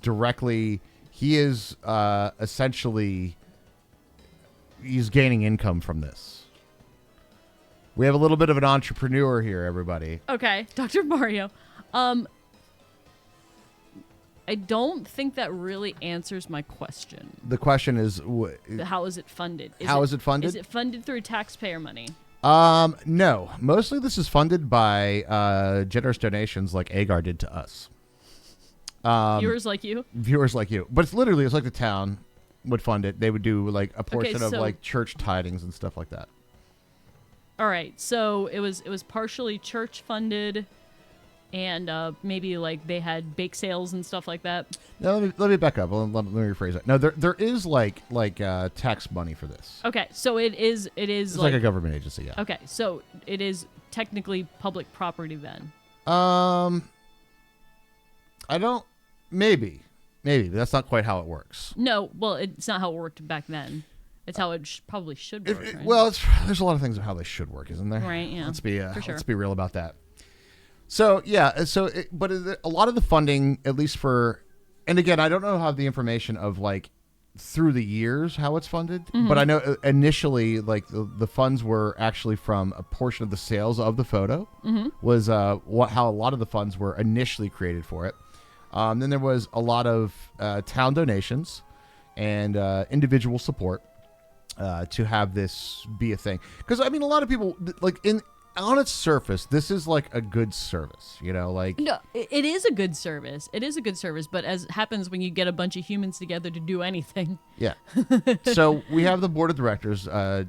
Francis Bournes? Yep. Oh look, I happened to scroll to a port that says J. Francis Bournes. Wow, look at me actually remembering names. This is Boo Earns. Who the hell am I that Who remembers are you? names? Maybe it's the makeup. Maybe I need to paint your face before we do history. I don't know about all that. So there is an appointee, and I think if I go back to that article that we have here, I think I have this way down here, right? Because Pointy. Wait, where did I link you? The whose father was he? You linked me the article by Morris who interviewed Dunkelman. And then that had that other picture in it? Oh, yeah, it did. It has pictures in it, yeah. It has a bunch of pictures. Oh, yeah, it did. Okay, so let's talk about this. In 1870, Dr. Bournes hired Rosa J. Carmichael, our main antagonist of our story, ladies and gentlemen. The doctor wrote in his recommendation, as a teacher and disciplinarian, Mrs. Carmichael has few equals, and she is the most assiduous and faithful worker, laboring often beyond her strength in school and out. Real life Corella DeVille, but she was no comic book villain. She was the real thing. Rumors began that all was not well with the children, and locals noticed they were no longer allowed to participate in Memorial Day activities like putting on a pageant and decorating graves. The orphans were instead forced to watch while happy children brought flowers to the various cemeteries around town. Edward Woodward, a local veteran, wrote, "They are kept like gallery slaves while strangers decorate their fathers' graves." Well, why is everybody a fucking poet? Woodward's poem was preserved in... Well, he's literally a poet. All right, Quackaside, have a good one, dude. See ya, Quack. Poem was preserved in the Gettysburg College Library. A letter from the donor introduced the poem and its author. Cool.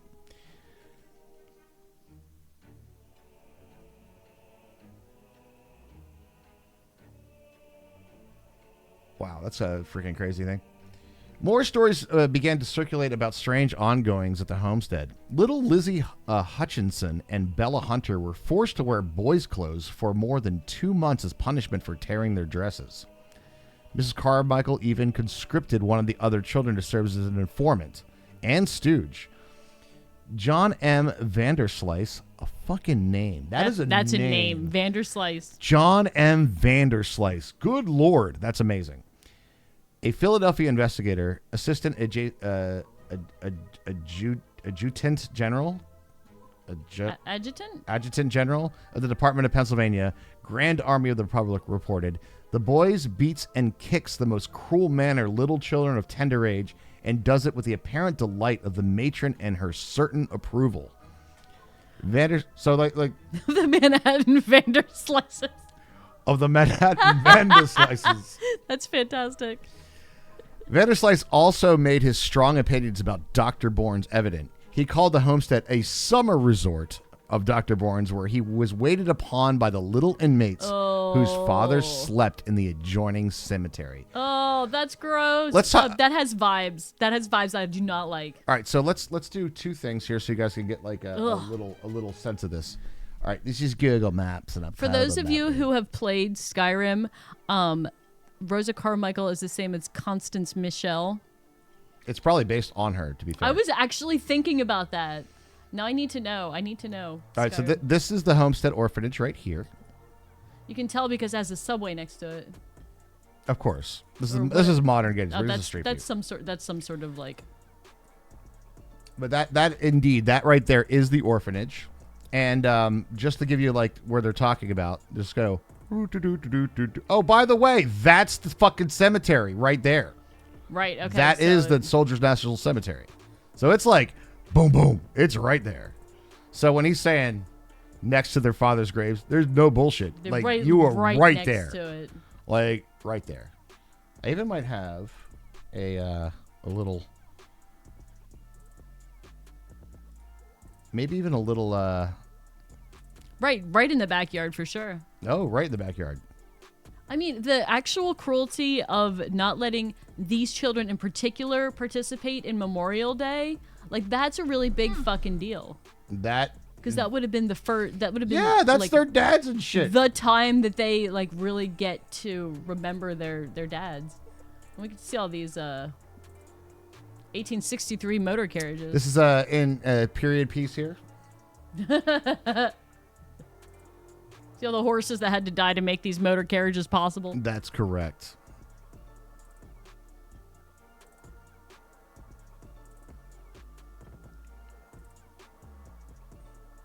Skip ahead a bit, brother. So if you make the turn and you go, we'll just do it like this. We'll start right there. So we're going south on Baltimore Street right now, and you look directly ahead right here. Where my cursor is gone. Right there to the right is the Homestead Orphanage. Okay, there it is, yeah. You can see it right there, right over there. And this building here was part of it as well, but that's no longer.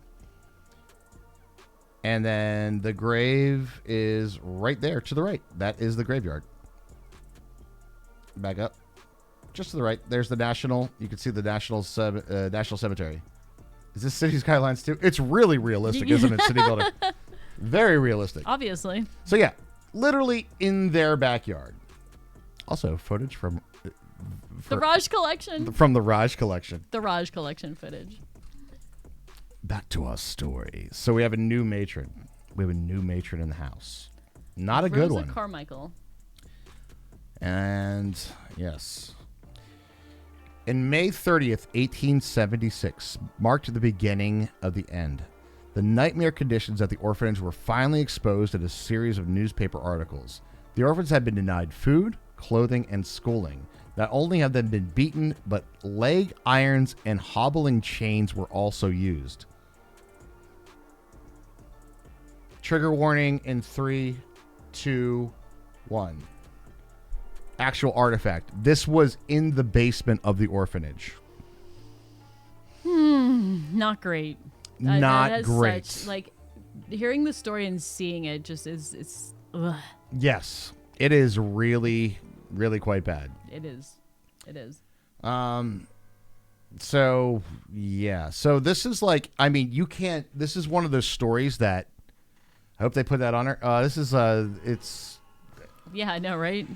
I'm gonna tell you this right now. It's a ghost story for a reason, but if you name like this, I think this is the origin story for a lot of this particular character's cliche. Like genuinely. Like the evil. Yeah, like the Miss Hannigans, if you will. Yes, exactly. I'll take shit. The place has no goddamn place in an orphanage for 500. Right? Thank you. That's exactly right. There's other accounts. I don't know. This article goes into it that she would make. Basically, there was a barrel, and they would put water in like a wooden barrel, like a wine barrel, and put the kids in it, and like shut the fucking lid, and sit them in there. And then they had a spot, and we'll get to this a little bit later. That has. It's basically like the hole. It's like solitary. It's like way back this hallway in the basement, and it's like a hole in the wall. You put the kids in there and shit. Going back to it, I would say that this is not a happy story. It's haunting for a reason. And in terms of Rosa Carmichael's punishment, we'll get to that, I think. I'm just going to find which one it was in here. All right. So... I'm skipping ahead between several research papers. I'm sorry I didn't have time to compile the whole thing. On Memorial Day, 1876, which, by the way, think about this. That's a 100-year anniversary of that's the centennial. Yeah. So 1876, the struggle between Rosa and the town came to a head when the procession of townspeople arrived at the homestead expecting the children to lead into the cemetery and place flowers on the soldiers' graves. Some of them their own fathers. Instead, the orphans were locked inside, humiliated as they watched from their windows as children from the town distributed the flowers. Oh, hell no. The following months brought a bitter conflict between Rosa, her representatives, and the Grand Army of the Republic veterans. She was brought to trial on charges of cruelty to children and found guilty. She was fined $20 in order to leave town. What? $20? How much? Okay, so how much is $20 in today money? Let's do that.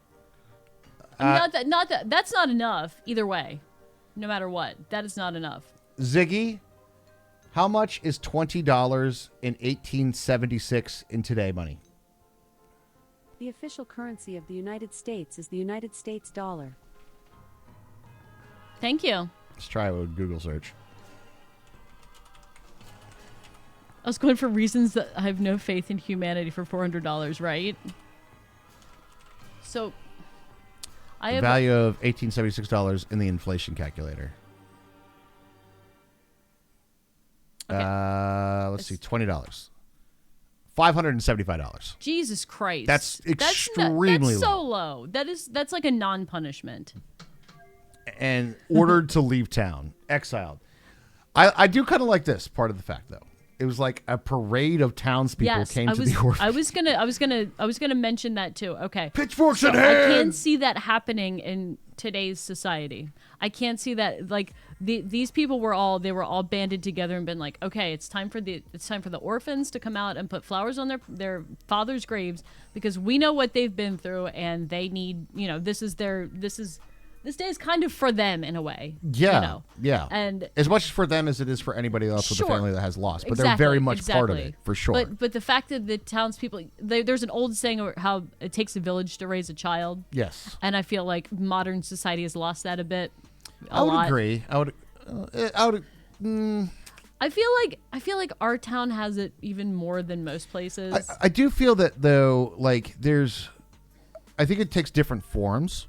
right? So That's probably true. So, like, what makes me think of is like when we went to the library, how good the library is with the kids, you know, and like that's part, you know, it's part of the village, it's part of the town. And I feel like maybe, you know, schooling and things like that, like that's still part of that village mentality. And I feel like with, you know, we're in a walking school district, like our kids walk to and from school every day, and you know, Mini Raj's friend's mom was like, if he ever wants a ride, he can have a ride, and I would be fine with like him getting in the car with like that kind of mentality. Yeah. Oh, we should be tar and feather. And You bet. Yeah, I'm ready. This is children torture. If she wasn't dead, Eon, I'll tell you what. But history is never kind, and I'm not one for shouting the this doesn't feel good part of history. So no, she was fined $20. That's what happened. Found guilty of child cruelty, which was $575. That's the equivalent. The equivalent. So $500 for being a bitch to a bunch of kids, torturing the kids. She refused to leave and continued to rule over the children. An incident on Christmas Eve. To leave? I don't know. How can you like what the? An incident on Christmas Eve, 1876, where a boy was found locked in an outhouse late at night, finally led to the downfall of Rosa and the orphanage. Locked in an outhouse late at night? On Christmas Eve. On Christmas Eve? At the Okay. Not only the fact of that is horrible, but we're in Pennsylvania. It's cold on Christmas Eve. It's really cold. And you're locked in an outhouse and it's stinky and scary? Okay, so we'll do a quick recap. For those who are just joining us, soldier died in the Civil War, July 1st, the first day of the battle. His name is Sergeant Amos Humiston. Died holding the picture of his kids, and yes, I'm a nerd and have a picture of those kids, the same one that he was holding. And that picture was circulated by Dr. Boorns. Bourns. Francis Bourns. Francis Bourns. I'm going to call him Boorns until I remember it. He made some profit by selling copies of the photo, but also circulated through up to New York, where it made his way to his wife, Felinda. And Felinda came down to Gettysburg to be the first matron of the National Homestead Orphanage. And she ran it beautifully for a long time until she got remarried, moved to Massachusetts. And the new matron is literally one of... This is a real person, by the way. Just so you know, this is no fictional story. It feels cartoonishly evil. It does. But yeah, it's a real story. How old of a kid? Because in 1860, they were like 7. They were basically part of the regular workforce. Not these kids. These kids are they're literally their fathers died at Gettysburg, and they're buried in like basically the backyard. It's right there, and they're the orphans. And so far we have seen that she has chained kids up. She has been doctors had to be called multiple times to the orphanage for medical reasons, obviously. Yeah, broken bones, beatings. She has the older kids beat the younger ones. Yep. She locks them up in chains. She puts them in barrels full of water. Like, all kinds of terrible shit. A dark, non-lit hole for days at a time. Solitary confinement. Yeah, the whole 9 yards. Really, like, it's pretty much like the worst possible scenario ever. Pretty much, yes. So she was, that incident. A new investigation disclosed evidence indicating that Rosa had locked children in a dark room in the cellar known as the dungeon. She had shackled orphans to the walls of the cellar and placed them in vats of water until their legs became too weak to support them, and they almost drowned. Oh, my God. This is not mentioned in this article, so I did research afterwards. There are 2 children unaccounted for, by the way. Oh, so, literally, they probably got killed. They probably died. They probably died, yeah. And where they are, who the fuck knows? Haunting the orphanage, of course. Right. So right now, leading up to why this is the most haunted place in the world, right? Not my quote. It's like a haunted place inside the most haunted place in the world, right? Right. This is like pocket of pocket. Yeah. Pocket of pocket. Yeah. And all right, so here we go. Moving on.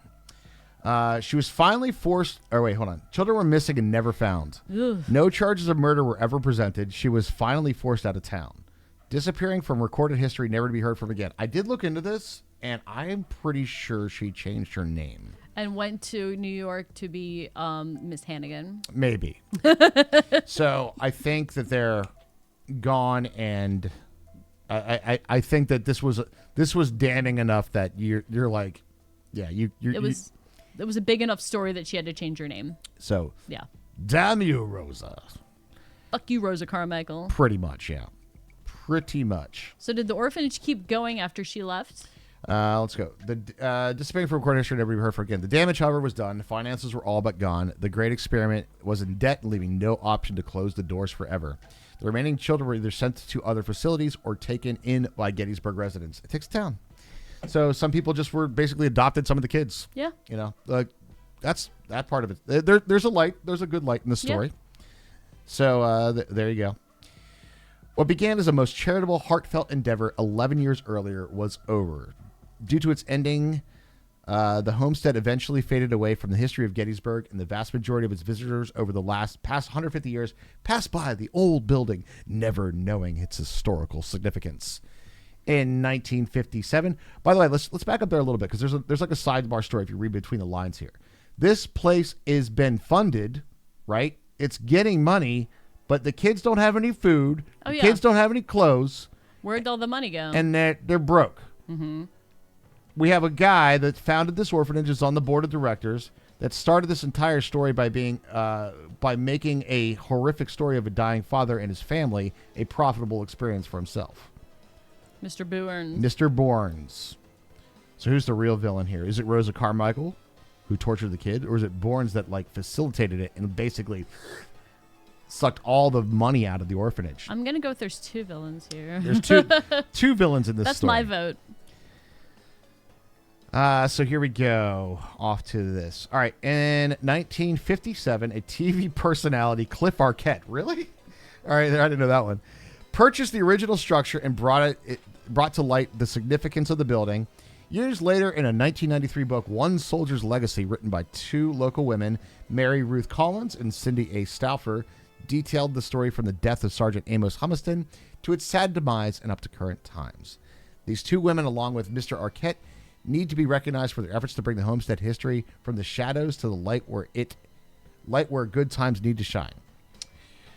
All right. That was an awkward last sentence. It really was. I believe that was Wiki. I'm not sure. I'm pretty sure that was Wiki. All right. Well. So we know why it's probably super freaking haunted. So that is the history of the place, guys. That is the history of the place. And I have a special treat for you guys. We're not just going to be talking on the podcast today. Today is also going to be, wait for it, We All Playcast Reacts. No!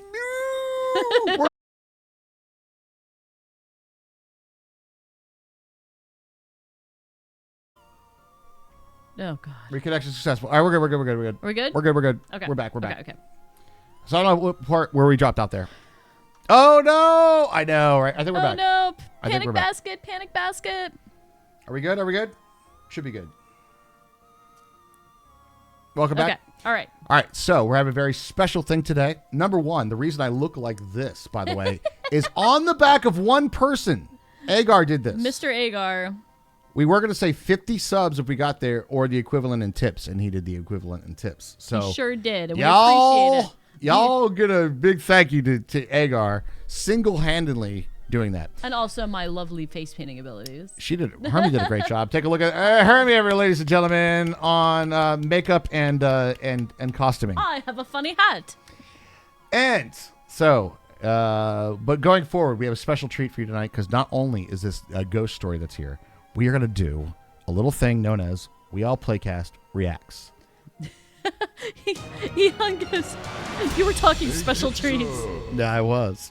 Boobies! Ooh, everybody's favorite ghost. Boobies. Boobies! Thank you very much, Ian, for the Thanks, gifted Ian. sub. Really appreciate that. Appreciate you.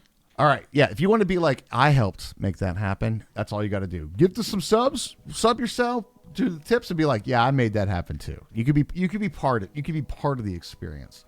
When we come back, we're going to take a quick little break. Raj is a penny wizard. I'm a penny wizard. That's a good way to put it. Yeah. What's your costume? I'm a penny wizard. He's a penny wizard. I started off the night as the world famous drummer Chad Smith. It was Very complicated It was quite costume. a costume. I put on a backwards hat, guys. Nailed it. And brought out the drumsticks. Give it away now. That makes me. That's actually the second drummer I've dressed up as because I was Oh Peter yeah, Criss. you were Peter Criss last year. It's Peter Criss last year. When we come back, guys, we are going to be taking you inside this haunted orphanage where we're going to be taking a look at some YouTube ghostly investigations of the National Homestead Orphanage in Gettysburg, where we can see. We'll have to say, did you see it? Did you see it? We'll see if they find anything. Let's see if you find anything. Ooh. Guys, we will be back in a few short moments. Let me get something up here. Something up. For the background. For the break. That'll work. Else. Little Gettysburg. Little orphanage. Quick little thing here. The reason that this is very, very popular and why there's so much content in it is because the orphanage today is the headquarters for the Ghostly Images of Gettysburg. And you could go there and go to their website. You can get ghost tours around town. They also they own the Jenny Wade House across the street, which is a different story. But they own those two places where you can do hauntings. And you can go ahead and book yourself an hourly rate for your own personal investigation of the Ghostly Images of Gettysburg through the Ghostly Images of Gettysburg of the Homestead Orphanage. Ghostly Images of Gettysburg, colloquially known as GIG. No, I don't know. GIG. That would be it abbreviated, right? Going down to gig. Going down the gig. We'll be right back.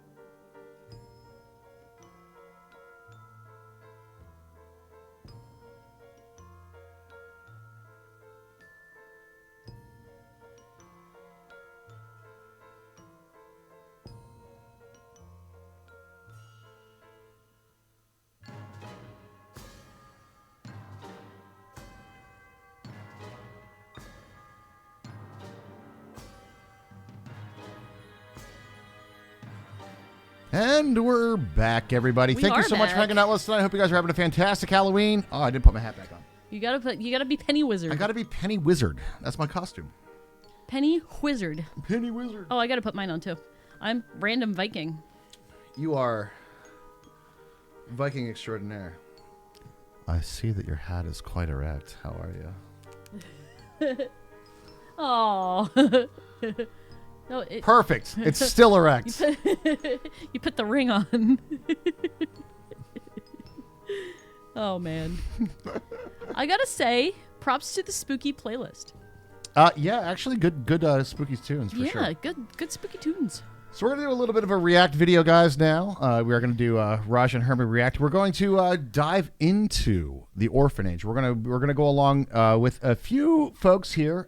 This is a YouTube channel known as Haunted Nights. So shout out to them. We're gonna be watching their video. Haunted Nights. Haunted Nights, and they did a ghost investigation. And I have not seen this. I have no clue. Neither have I. This is a blind react. I'm going into blind. Yep, we're going into this blind. If you want to check it out yourself, they are Haunted Nights on YouTube. If you want to check out Nights. Nights, correct. Yeah, not nights like K. No, not like not like sword nights, like haunted normal nights. haunted evening times. Haunted evening times.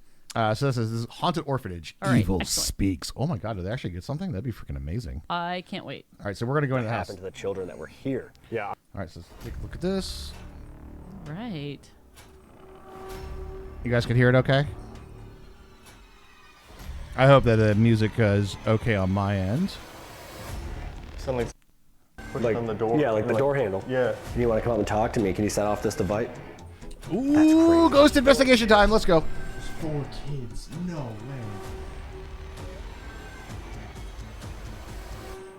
way. Here we go. Haunted Orphanage. Haunted Orphanage, everybody. Ooh. Nice little effect. I liked it. Yeah. That's a good intro. All right, guys, welcome back to the channel. Tonight, we're back in Gettysburg, Pennsylvania. If you want to check out any of these guys, there's all their social media stuff. Better known as the Gettysburg Orphanage. Now, this place is right across the street from the Jenny Wade house. You may remember our episode from there. And thanks to our friends over here at Ghostly Images of Gettysburg, There you we've go. been allowed to GIG. investigate this spot. And if you want to check it out in real life, come on a tour with them. Links down below. Yeah, I just Yeah, said guys, it. this location is a lot different than the Jenny Wade house, though. That's a really historic home with a very tragic story. This place is a little darker. You obviously have the field hospital aspect, but then you have all the negative things that happen to the Audio children okay, guys? Can you hear it okay? Yeah, I'm excited to see what we get tonight, but I think we just need to head inside and get going. Let's do it. Really quick, guys, before we get into the investigation, we want to give you a quick rundown of the history of There's the a nice picture of the Gettysburg orphanage there. Now, in the beginning, it served as just a regular old house. A gentleman by the name of Captain John Myers owned the home in the 1830s. He was a veteran of the War of 1812. Now, during the Battle of Gettysburg, General Oliver Howard actually took over the property as his headquarters. It was even used as a field hospital during the battle. Okay, real The quick. most I want to talk about that real quick. You heard that from here? Forrest loudly. Oh my God. Number one, I completely appreciate that these guys are doing the history behind this. There are sure. so many times that people go into the ghost tours and stuff that are just like absolute. Just read the surface level story. These Right. guys are saying like who owns the house, when they own the house, and they're given proper due. Like what I'm trying to do to them. I hope this is if you want to see them again, it's Haunted Nights. But there is a statement that comes up very, very, very often when it comes down to haunted places around Gettysburg or even historical tours. And they will say a statement that says was used as a field hospital during the time of the battle. And it's absolutely true because every single building anywhere close by in town anywhere was used as a field hospital. Did it have a roof? It had a roof. That was a field hospital. Right. All right. There's So so many wounded. just from a historical perspective, you hear that a lot, and it's used for like a dramatic impact. But it's like, yeah, it was a Yeah. building. If it was a building in Gettysburg, it was used as a field hospital. Correct. Remember post battle. Remember the ratio. Yep. There were 12 wounded and people that needed to be taken care of for every one citizen. I in still Gettysburg. can't fathom it. Like I can't even even in our house. We have 4 people living in our house right now. It's 48 wounded people Yes, for like Yes. it's That's the crazy ratio. to think about. that's the ratio. And the dying and the dead soldiers being brought to the basement of the building. Now, it's even reported that some of these soldiers made deals with the devil. Some of them to get better so they could go From home who? to the family. Others to simply pass away so they'd be put out of their misery. Not only that, but a room on the first floor was actually used as a surgical room where they would remove arms and legs. I am curious about that account. I want to email these guys, like, what accounts of these Civil War soldiers, which, by the way, I've read a lot of their letters. In fact, I haven't shout out to Eon. He gave me a nice little book for me to read. It has like a whole bunch of like accounts. These guys are like super Christian devout people. every letter, and you've read a lot more letters than I have. Every letter that I've read as well, and a lot of them have been secondhand through you, but they've all, if any like supernatural thing has been mentioned, it has been of the Christian variety. So they're dying. They're not making. I don't know that they're making deals with the devil. I would I would kind of want some backup on that too. Okay. So what I would say this probably comes from more of of an embellishment to make it sound more hateful Evil than and it is. haunted. But dude, the history of it is evil enough. The history is evil enough. This lady tortured the kids, like Right. legit, and probably killed 2 of them. Right. Anytime for me, like, I get really suspicious anytime people say things like that's satanic or deals with the devil. Like, I get really like suspicious about statements like that. It does sound like an embellishment. Now, I'm not saying that these guys are wrong. I'm not saying that No. there's not an account, but that Right. that account feels Right. very. I would like to know like where they did find that. It's probably in somebody trying to really upscale the hauntedness of Gettysburg. you Yeah. know. That legs and actually take them and stack them outside in front of the building. During the first day That's of true. the battle, a gentleman by the name of Amos Hutchinson was actually killed. Humiston. Oh, They Humiston. messed up his An name. ambrotype of his children, and that was the only way Good that job, they could Ben. identify him. This led to a gentleman by the name of Dr. Francis Bournes financing the start. of Oh, the there's Gettysburg the picture right there. Now, That's, the orphanage would let me actually back it up. open Amos Hutchinson was actually killed. He was found clutching an ambrotype of his children, and that was the right, there's the only way ambrotype. that they could identify him. This led to a gentleman by the name of Dr. Francis Bournes financing this start. And there's the only known like at the time of this picture of this. Does that Okay. does it have a thing on here? Soldiers Orphanage. Oh my God! You know who's in this picture? Who? Governor Gary. No way. John White Gary? John White Gary's in this photo. Oh my god. I'd imagine he's the tall guy because he was 6'6". Was he really? Yeah. Shit. Ulysses S. Grant is in this picture. So John White Gary, for those of you who don't know, Raj has been doing an extensive study on Mr. Gary. He was he actually lived in our town, like a couple streets down, and he was a big. Yeah, it's funny how you start Battle looking person. into any story and how many like strings get attached, you know, like of all these different That's things. a kind of a satisfying thing about history. It really is. Also, General Crawford and Porter, and there's a famous street Crawford and stuff. Porter, I don't know that much about. Start of the Gettysburg Orphanage. Now, the orphanage would actually open up in 1866, and for the first handful of years, everything went perfectly. That would all change in the early 1870s when Rosa Carmichael would take over as head Rosa, As the head matron, she Rosa! was in charge of basically everything. Around this time, the Burn in hell, reported Rosa. I think we kids can all looked agree to that. emaciated. They looked like they hadn't eaten. They looked like they had been beaten. There's even reports that kids were buried out in the back courtyard because they died under her care. Now, Rosa Carmichael was actually taken to court and fined $20 because there was enough evidence to support these accusations. Now, the townspeople didn't think that she had been punished enough, so Rosa actually just disappeared in the middle of one night. Nobody really knows what happened to her. They don't know if she left town. They don't know if the townspeople took care of her. They actually don't even know if Rosa Carmichael was her real name. I kind of like the fact of like Gettysburg, the town was I like. kind of like that too. That's what happened in my head now. Yeah. Like the townspeople took care of Rosa Carmichael. Yeah, that Carmichael. Yeah, she's. I think she left town. I haven't seen her for a while. She probably ran off. She's probably. She gone. was ordered to leave town, so she probably just did that. She probably did that. yeah, she probably just left. Yeah, that's probably true. Now, with all this history, there's bound to be paranormal activity. There's reports of shadow figures, objects moving, doors opening and slamming. There's even reports of residual activity like the battle is still going on here. Yeah, disembodied voices are rampant throughout this property. People are seeing things outside, on every floor of this building. Anything you can think of has pretty much been experienced here. The basement area in particular is supposed to be a little bit darker, something not so friendly down there. So I think what we do is we grab everything we have, We get in there and we just see who we can make contact with tonight here at the orphanage. Yeah. Yo, props right away. I want to give major props to these guys. They got all the history correct. A couple, I said the name wrong, but They did get Amos Humiston's name wrong. but not. But props to there's so many times that I've seen any sort of like ghost investigation of any type. They just gloss over this stuff. They don't go into the background of it and the actual what happened. They just go to it's just the myth story and then stop. That's it. These guys, they did a good job. Props, guys. Very well done. Very well done. Yeah, for sure. Let's go. Let's see what they got. Let's see what they got. All right, guys, for tonight, we're actually going to start out in what was the dining hall. This building actually extended out a little bit farther than what it does now, but way back there it used to be the kitchen. It was actually a separate building. So we have a bunch of stuff set up both in this room and the kitchen.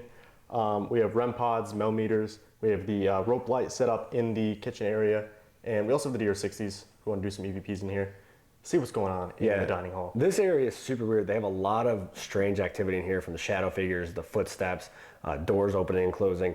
They actually said that the kids used to wish that the kitchen would burn down because the food was so bad here. So no. It's going to be an interesting area to start in. We're going to move towards the kitchen. Can I have some more? Can I have some more, sir? Ah, gross. Door right now, so we can kind of get an eye on that area as well. And just jump into it, see if we can get them to interact with any of this stuff, and then do some EVPs as well. Yeah, let's go over this way. I cannot see. No. I can't believe how dark it is in here, actually. That's actually crazy. Gotta be some And nasty guys, food. for those who don't know, we film in IR, so this is what we see. It's so no. dark. You can see the red light from some of the equipment. Oh my God. Was it haunted or did you just on the drop bench. something? Oh, he kicked the thing right. over. So yeah, back here through this door, the dining hall would have gone a little bit farther to like this back area here, and then the back area over there would have been where the kitchen was. So we have some devices set up in these few rooms here. My name's Dylan, this is Steve. We're here to talk to you. We know there may be kids here. There could be soldiers here. We're here to talk to anybody. Anybody who wants to communicate with us. Please come up here into this room and let us know that you're here. You can touch us. You can show yourself. You can make a noise. You can move something. Whatever's easiest for you, go ahead and do that. Did you see it? Well, did you? If you'd like to talk to us, I'm gonna make a couple notes here. I have watched like a bunch of like hauntings and stuff. Number one, I think ghost hunting, if you are like not having that like vibe or something, probably the most boring thing ever. Right? Sit in a dark room, ask questions, and then like Wait for something to happen. wait for something to happen. Yeah, kind of like that. But I'm gonna say like this is. I'm gonna take the second note of appreciation. First of all, and I don't know if this is true for the entirety of this, but I like the fact that they didn't put. Well, here you go. That this isn't happening underneath. You feel me? Yep. Like this, like creepy They're not doing the- music, and maybe not that song. The sound when Yeah. they go. Yeah, when like something happens. I appreciate that it's like, all right, this is what You're hearing what we're hearing. we're here. Yeah, this is what's here. we'd love to have a conversation with you.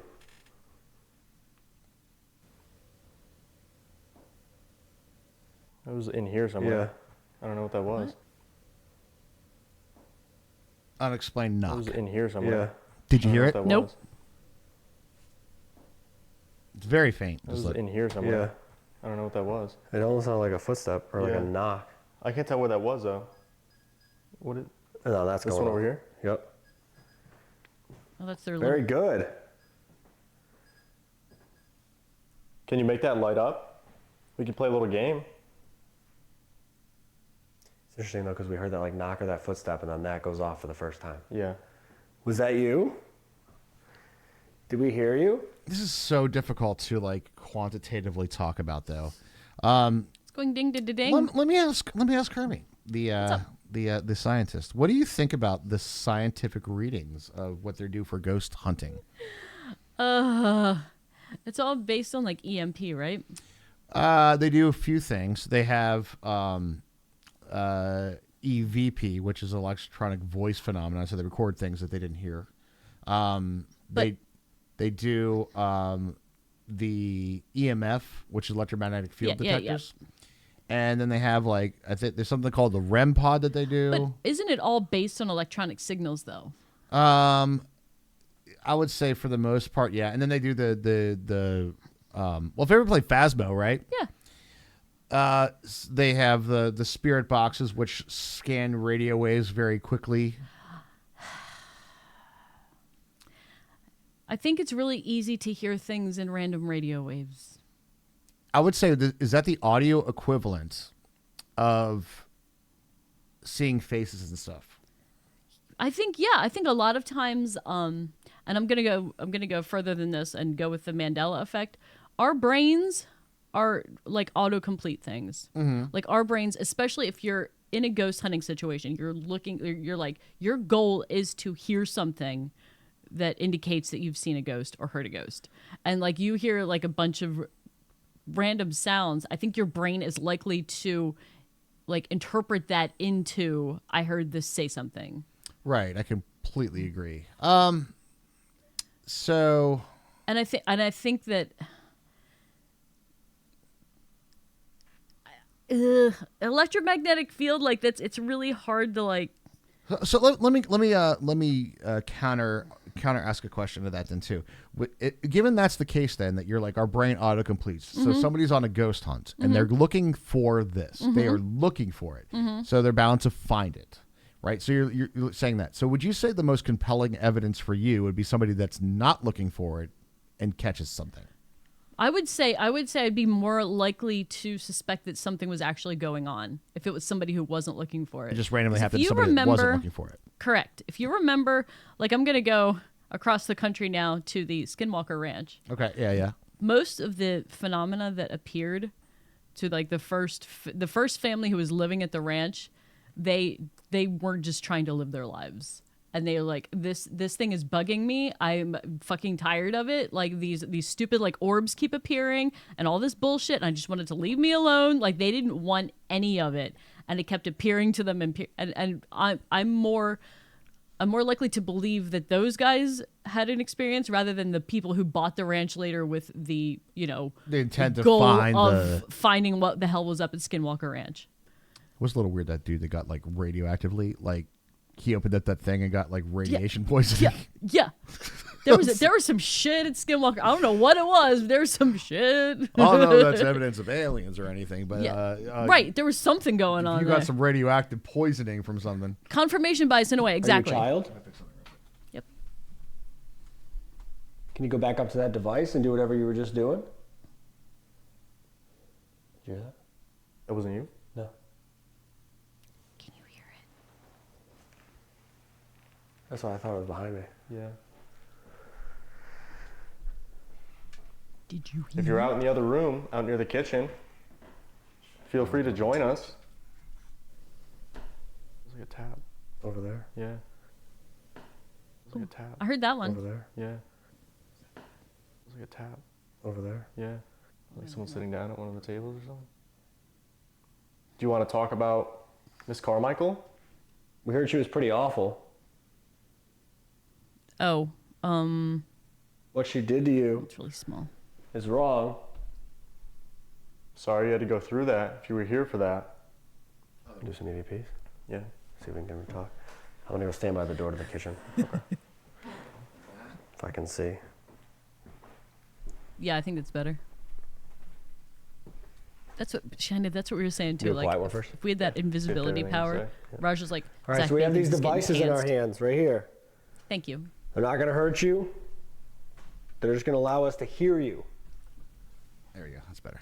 If you come up to us and you talk into these devices as loud thing as you about- can and as clear as you can, we'll be able to hear your voice and whatever you want to tell us. Electromagnetic waves is that Whether you're there's a so much child, electricity a around soldier, everywhere. or even Mrs. Carmichael. We're willing to listen. What the hell was that? That was on the door. Or even Mrs. Carmichael. We're willing to listen. What the hell was that? That was on the door. Or even Mrs. Carmichael. That's one of those things like that. Like, I live in a house, guys, that, it's not even this old. And No. sometimes, like, the latch is just slightly off and then just It just clicks in. just Yeah, clicks in. absolutely. That's Mhm. kind of what I heard all there. the time. We're willing to listen. What the hell was that? That was on the door. Sound like someone just like pushed Like, on the door. yeah, like and, the door handle. Yeah. That was kind of weird. Are you gonna open that door? That'd be crazy. That literally sounded like somebody just tried to open that door right Yeah. there. That was kind of weird, actually. That was weird. Especially because I said even Mrs. Carmichael, right? And then that noise. And that leads towards the basement, which is where some of the worst treatment was supposed to take place. Right. The basement, And no. I'm closest to it. Oh, goody. Bye, Dylan. All right, I'm actually going to set the DR60 on the table. Okay. Oh, there Yep. it is. Closer to Everybody your camera. has experienced it at one time or the other. Yeah. All right, so on the count of 3, come up to us and give us whatever message you have that you want to give us, whether it's your name, your age, anything you want to tell us. We're not going to talk, okay? Whether you want to Ready? play. Yep. 1, 2, 3. Raj.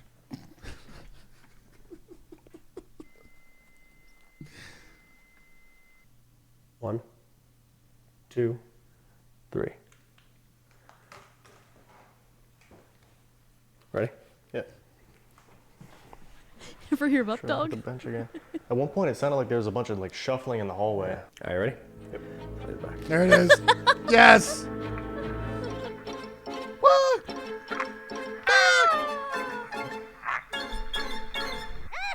Yo, who the F is that? Is that what that says? That's what it sounds like.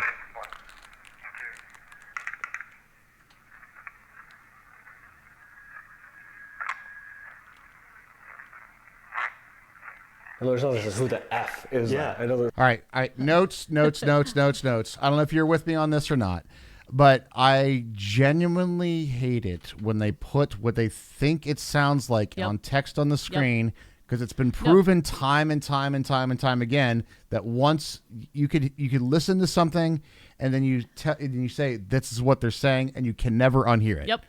Can never unhear. That's especially true for me because I'm a very visual person with words. So I could, now that we've seen it and it's now in our brains, we could roll it back again, and that's what we're going to hear over and over and over again. Do you think what frequency? Also, that's like a modern dialect. Do you think people in the 1860s said, "Who the fuck is that"? No, I don't And- think they used the F word nearly. Well, no, it's funny that you say that. I actually ran into a research about exactly that, and here's the quote. A research, huh? A research. I say things right all the time. There was a modern military person that was visiting the Battle of Gettysburg, right? And they would go through and the guide would go through all the quotes of like different, what they describe in the battle and then all the things that go on. And the modern guy was like, man, and this is a veteran too. Like he went to war. He's like, did they not have the F word? I feel like you'd be effing Right. all over the But place. they didn't. No, because it turns out at the time, the F word was not as versatile as it is today. It was literally only used for like a very not loving fornication, right? Right. Sure. So it's like, so it was only used for that activity, not the verb and the all this other Sure. stuff. No, but they didn't throw it around like we do. No. What did you convince yourself to hear? Nothing as of yet. Did Well, you hear it, Subby? did you hear it? We're They'll say, reacting. like, Yeah. The is that is so Yeah, clear. it doesn't actually swear, though. No. Who the F is that? The is that is so clear. Yeah. though. Nope, they wouldn't have said that. That's I can't tell what bizarre. the N is, yeah. That's actually super weird. Who Yeah. the F is that? It's just so vocal though. Right. It's very like breathy. Yeah. But not like raspy. It's like a breath. Because some of you guys That's who it, have watched Aaron. our videos for a while, sometimes it can be kind of like Perfect. garbly. Yeah. But that was like straight up human. That was like a talking. vocal tone. That was weird. All right, let's see. Yeah, I'm not. These are 1860s ghosts. They're going to use 1860s language.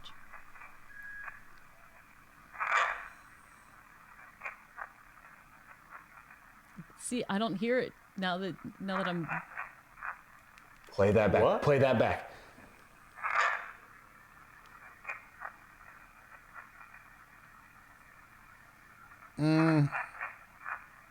There's Play something. that back again. Play that. Hold on. I think I know what it's saying. Play that back. Wait, I hate her. Stop. No, don't tell me anything yet. Did anybody hear anything on that? I didn't hear any like enunciation. I just heard. Correct. That's Sounds like dogs barking, kind of. now. Granted, we're hearing it from them playing it through Right. another microphone to Right. the. There's been so, 3 audio switches since then. Right, and then you guys are hearing it through us streaming it through the YouTube thing. So Yeah. this is, it's a whole thing, yeah. Write that back. It's like Bible translations.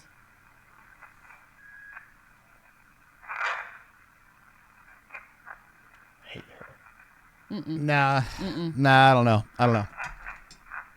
She won't let me out. Play that back. I hate her. Won't let me out, or she won't let me out. It's Yeah. got chills.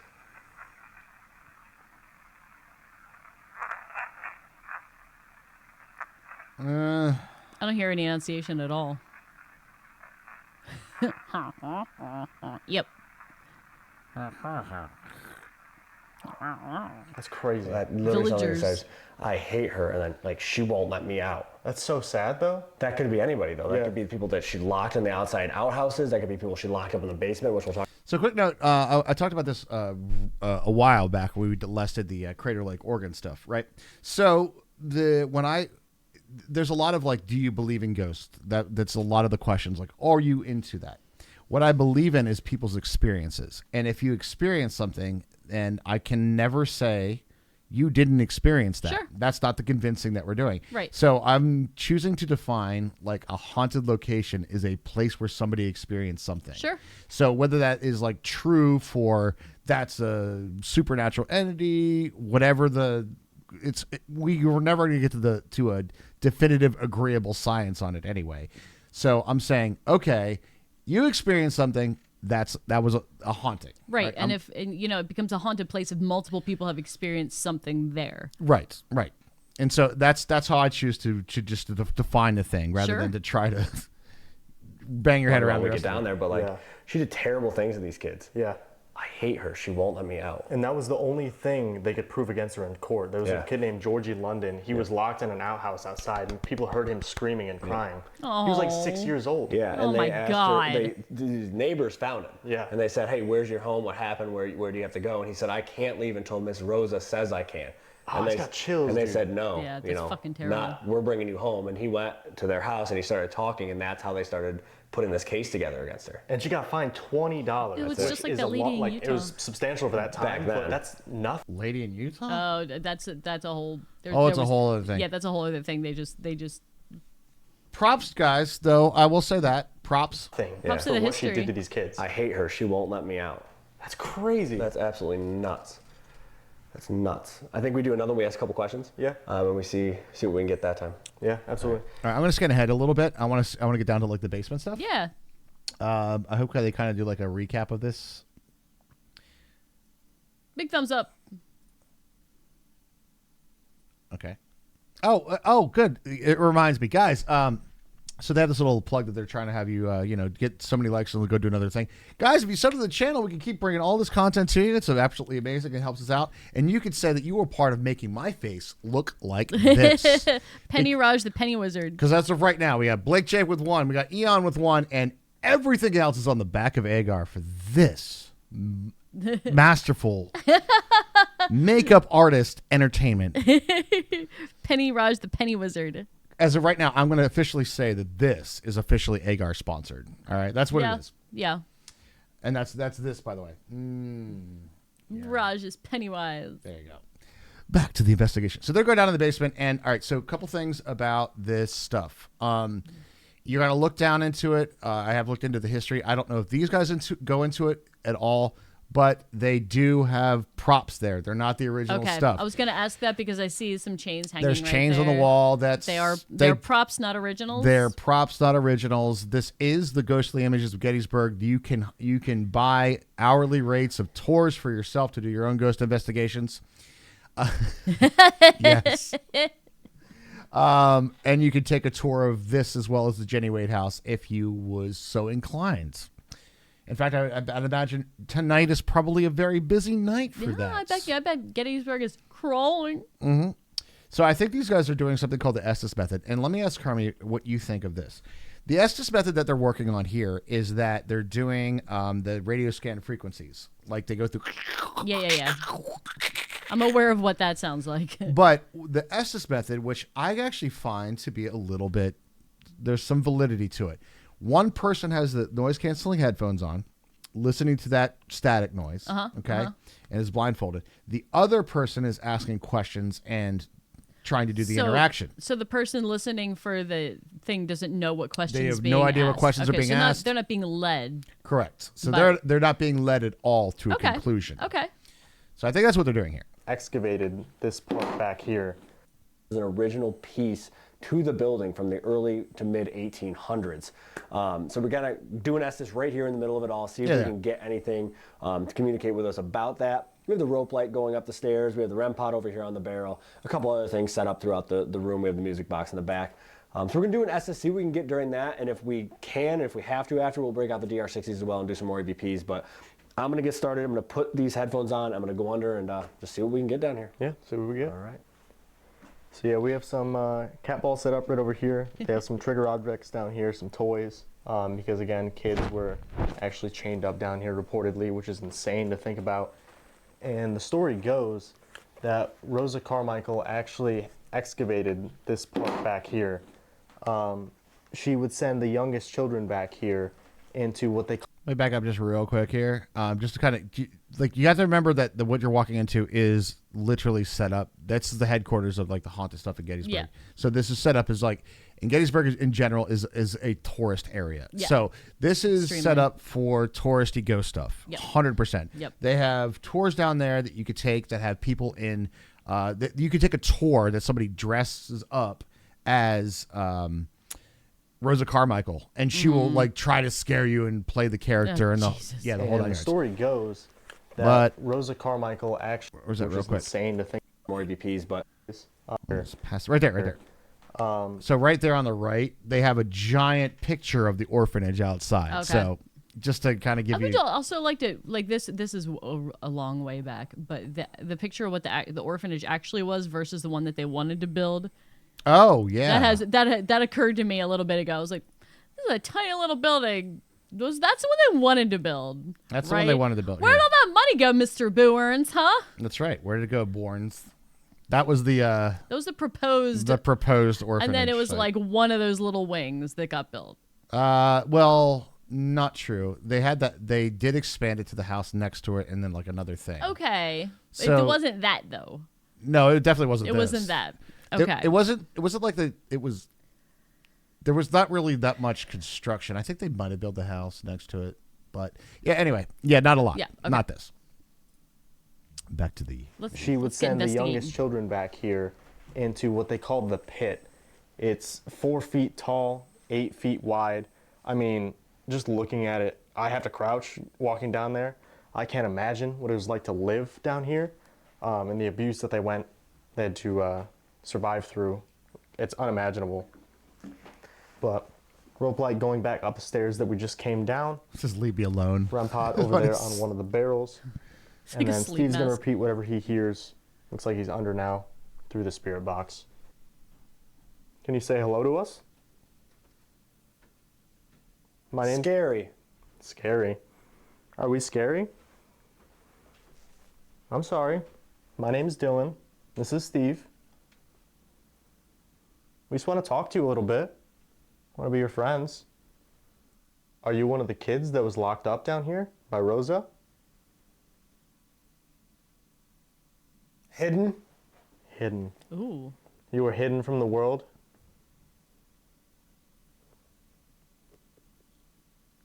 I know she didn't really let you go outside anymore. Fire extinguisher's taking me out. Hurry. What do you want me to hurry to? We're still You need- gotta have like safety precautions. It's just right in the shot. Yeah, well, you know, it's. They also have a big picture of the orphanage down there too. But I like this method, though. and I gotta give this is again. I really enjoy. These guys are doing a great job. I hate listening to videos that have that stupid ass spirit box going. It's the worst. I'm like, oh my god, how could you even deal with that shit? No, I could not. I couldn't be Need the help? person. So they're doing I that, try to but get you some help. he's hearing it, Run. not us. Run That was where? a weird voice. What? Run They where? left her. Wait. Let's go back. What did they say? Anymore. Hurry. What do you want me to hurry to? Do you need help? I can try to get you some help. Run. Run That was where? a weird voice. Run They where? left her? They left her. Who did they leave? That could be anything. Girl was left in one of the barrels freezing. Child was left in the pit back there. Chained to the wall. I mean, just all the reports out of this place are horrible. I'm sorry you had to go through the treatment that you did. I can't imagine what that was like. Like, believe me? I believe you. Can you give me your name so I know how to address you? Again, my name's Dylan. Paul? Hey, Paul. They got a name? Wow. Now, see, that kind of stuff right there has got like a little bit of merit to it. You know what I'm saying? Yeah, like, because they don't know, they can't hear each other really. This is Well, like- I mean, I guess this is single blind, not double blind, right? But it's still like that's still, not being able to be motivated by the question. right, exactly. So yeah, that's a thing. That's a thing. I just got cold on my left side, right here. I was actually just thinking that it's cold down here. It's cold in And here it's too. not like basement cold. I mean, it's like it's been hot all today. Yeah, There's but just you're like a still substantial underground. cold breeze that's sweeping through this basement. Paul, are you from this building? There's a thing that you can't really quantitatively do, but there's you guys know like when you go to an older basement, that it has that musty odor and like you know it's got a basement smell. Right, right. A basement. It's a smell. damp basement. Every place that I've been in Gettysburg has that, but there's like a different smell to it. It has a tang. It has a tang. Oh, gross. Right? And for me personally, I think it's we'll just go gross. I personally feel that there's like there was a lot of blooded shit stuff that went on in But every that house. that you couldn't get out entirely. It's got a slightly different musky odor. Okay? Historic building musk yeah, with a hint of carnage. hint of carnage. That's a Rajism. Were you housed here in the orphanage, Paul? Very. Very. All right. Who was your matron here? Do you You remember? lying? You lying. Man, Did we get you the history lying. wrong? Are they telling the wrong story? Mrs. Hutchison, the wife of the gentleman that was That killed. was a female voice, but it was like super quiet. I couldn't make out what it said, but it said a couple words. It was weird. It's the Humiston, wife by the way. of Humiston. Amos, who was actually killed. She was a matron here for a long Belinda. time as her kids were here. Belinda And Humiston. Rosa Belinda. Carmichael was another matron that was here. The orphanage was only open for 11 years. We also have all this equipment set up. Oh, yo, that rope light just went off. These two right here. Old. Old? What do you mean old? Can you explain? First thing I thought of was like, I'm old. I don't understand what that is. You know what I mean? Can you set these off again? These two lights right here? That was really cool. If you want, we can play a game with some of these lights. We have a ton set up. They shouldn't hurt you. We're not here to hurt you. I don't know if you heard us upstairs, but Smoking we a just pipe. want to learn Smoke, more about you and your life here. smoke smell is definitely a different you were musky treated. odor, yeah. Historic buildings have a certain Proof. musk, yeah. What do you mean proof? How can I prove it to you? Go into a couple You want me to buildings in a touch one of the town devices that lights up with to show a, you that it um, won't hurt? with a near a paper mill. Oh, Yeah, true. that is it. don't know how much Those true have a this was, musk. Yeah, that would be like so like the way that town has it's like really old cooked broccoli. Yeah, it's really, really overcooked broccoli is what a paper mill smells like. That and there's there's an odor to all those buildings that are Yes. there. Gettysburg is the same way, but it's got its a own it's a different vibe, funk. Yeah. You noticed that too when you went to Gettysburg? Yeah, Did you really? It is. It's a thing. It's got its own like You notice the special funk. yeah. There's a special funk to it. Getty's funk. Ew. Oh, that place smells awful. Oh yeah. All you have to It's do is actually wave not your hand too in far front of from it. Gettysburg. Touch it, try to pick it up. What they do is light up. Some of them Another quiet female voice. It's like almost like the static like goes above it. I don't know how to explain it. It's weird. But it's too quiet for me to hear what it's saying. I was up above it. Is Paul still here? Paul, if you're here, can you set off this rope light No, right it's next just to me? To my Ringo. left? Jesus. It's right on the staircase. I don't know if you can see it. If you go to walk up the stairs, it should go off, though. All right, real talk though for a second. This That's is one thing we would still think, edited too. down, How do we I know think. that they can see our equipment. I think it is too. What if we're the ghost to them? You know what I mean? Maybe not. They see this location I don't- as it was when it was in operation. I don't think this part of it is, but probably Maybe the they night hear has our been. voices. Listen. Where? I'm listening. I am. That's why we're here. Oh, yo. Hey, That listen. was actually really, really weird. Did you just poke your head around that doorway over there? Buddy. Leading down towards the pit? I don't know if that's like my eyes playing tricks on. That was so weird. There's 4 kids. There's 4 kids. No way, dude. Shit. I swear to God, it looked like... Probably, I don't even know how to describe it. It's probably about like... It was weird. It was like, there's 4 kids. It's like this high. It literally looked like a little kid. I mean, like poking around the corner. You know what I mean? Like they're scared. They don't really know what's going on. I have full body chills right now. I don't know if you can see. That was crazy. It's like your ghost tattoo there, And Fran. now he says there's 4 kids. Ghost with the most. That was nuts. Did you just peek around that corner at me? It just got cold again to my left. He also bonked his head on that It's lantern. okay if you did. You're not in any trouble. Clonk. Sorry I got excited. We do that in Minecraft all the time. It's just really It's cool my to see head you. trauma. Sorry, I thought it got sounds weird, excited. It's too. just my head trauma. Because I don't know if you know this, but we can't see you and we can't hear you normally. That's why we have all this stuff set up, I like that they said that that. we can actually. have a conversation with you. Normally I don't do that. It was so weird. There's 4 kids. Going? Where are you going? I couldn't tell if it was like going or go in, like separate words. Go in. Do you want me to go in that little hallway back there towards the pit? I can, if you want me to. To answer the question, honestly, like I just felt a little sudden draft of things. It depends on the ghost hunter. There's some people that are just like, I'm going to find something, Zach Bagans, that they find something no matter where they go. And then there's others that are trying to do like the taps guys will genuinely go, is there anything that explains this other than ghosts? Right. And when they exhaust those possibilities, then they say, we don't know. That's literally their conclusions at the end of those things.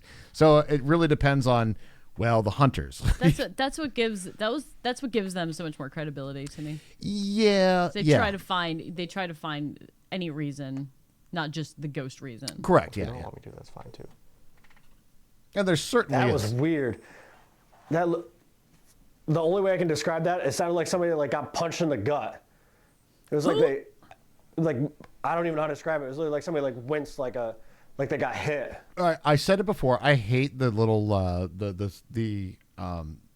the spirit box thing that just goes. Yep. The sound is horrible. It is horrible. He just said it sounded like somebody got punched in the gut. And if you don't know what it's doing, you're going to every now and again you do scan through an actual like broadcast. Exactly. So and it could just be like somebody in a like you literally caught Right. that like sound from a radio wave. That can. That's one of the things that makes me a little sus about the spirit box. Yeah, I gotcha. That was so weird.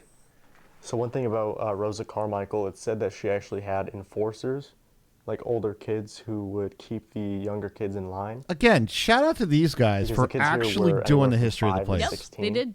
But she would have like 19-year-olds, 20-year-olds that stayed here. I Kinda appreciate keep that. things in line, which is crazy. Here, how about this? If you set off this rope light on the staircase here, I'll go back towards the pit. You got to show me what you can do first, though. I feel like what I have on right now looks like I'm trying to do like a You did it once before. The It was angle. really cool. It feels like I have like Busy. a Native American like tribal busy? hat on. What are you I busy think I'm doing? gonna take it off because it looks Are you stupid doing your under the chores? headphones. Or your homework? I've got to do some. Oh, yo, that did you guys?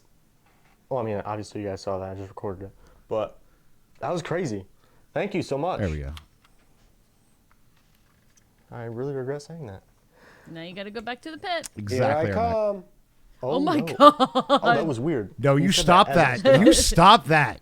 No. Listen, Steve. Listen. Are you coming with me to the pit? He's like, fuck. I didn't like that. Here I come. I think I said dirt. There's a lot of dirt back there, that's for sure.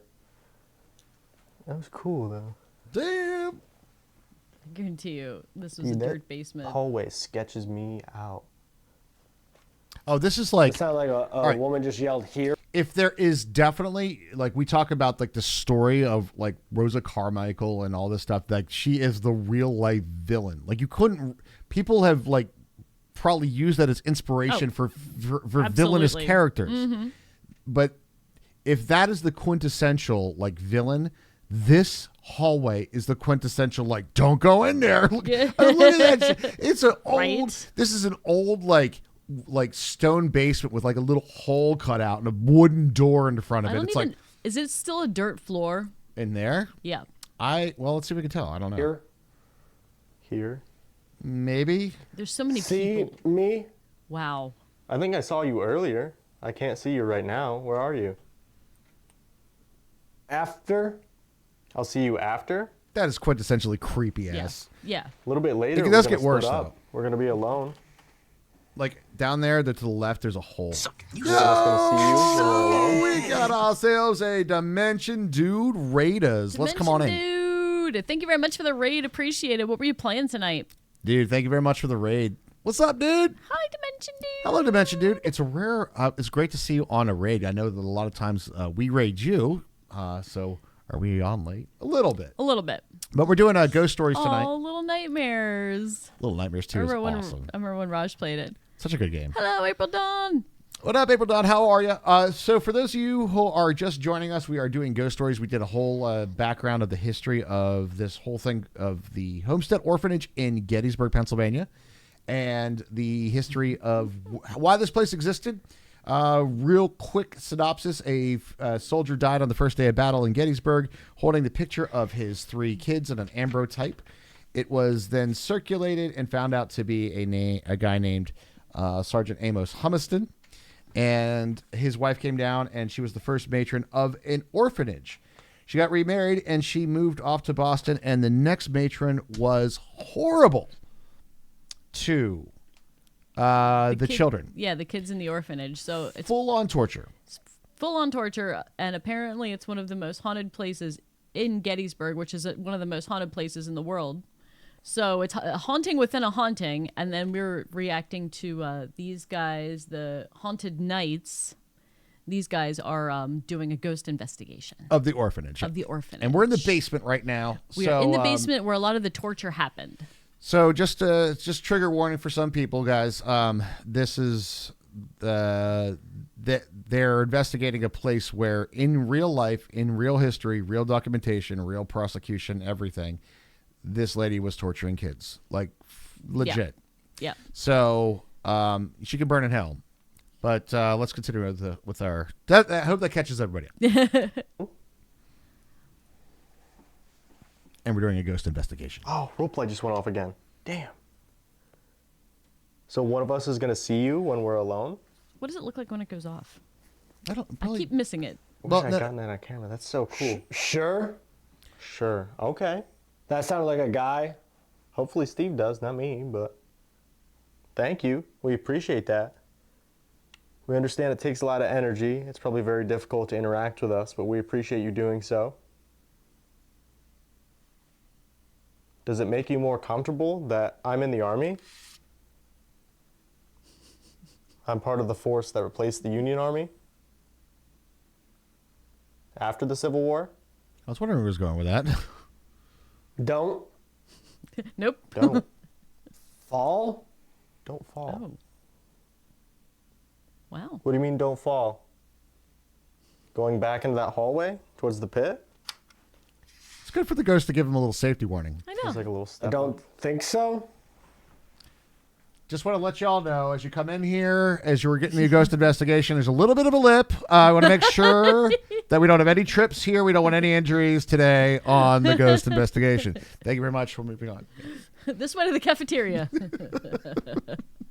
Here, I'm gonna get the blindfold off Steve here in a minute, and we're gonna use those voice recorders, just like we did upstairs again. Is it easier to communicate that way? With those little silver boxes? We can use those again, if it's easier for you. Again, genuinely, I think ghost hunting would be very boring. It's you. It's you. It's Am I not asking the right question? Oh my God, I just thought of something. what? So we're watching this orphanage ghost investigation in Gettysburg. How many people do you think are sitting around town in Gettysburg in some basement somewhere asking some fucking questions? Like tonight, like right now. So many. Like so many places, like in all the little haunted places that you can visit on Halloween night, booked at like 5 times the normal rate. You know what I mean? Oh, I bet you there's a lot.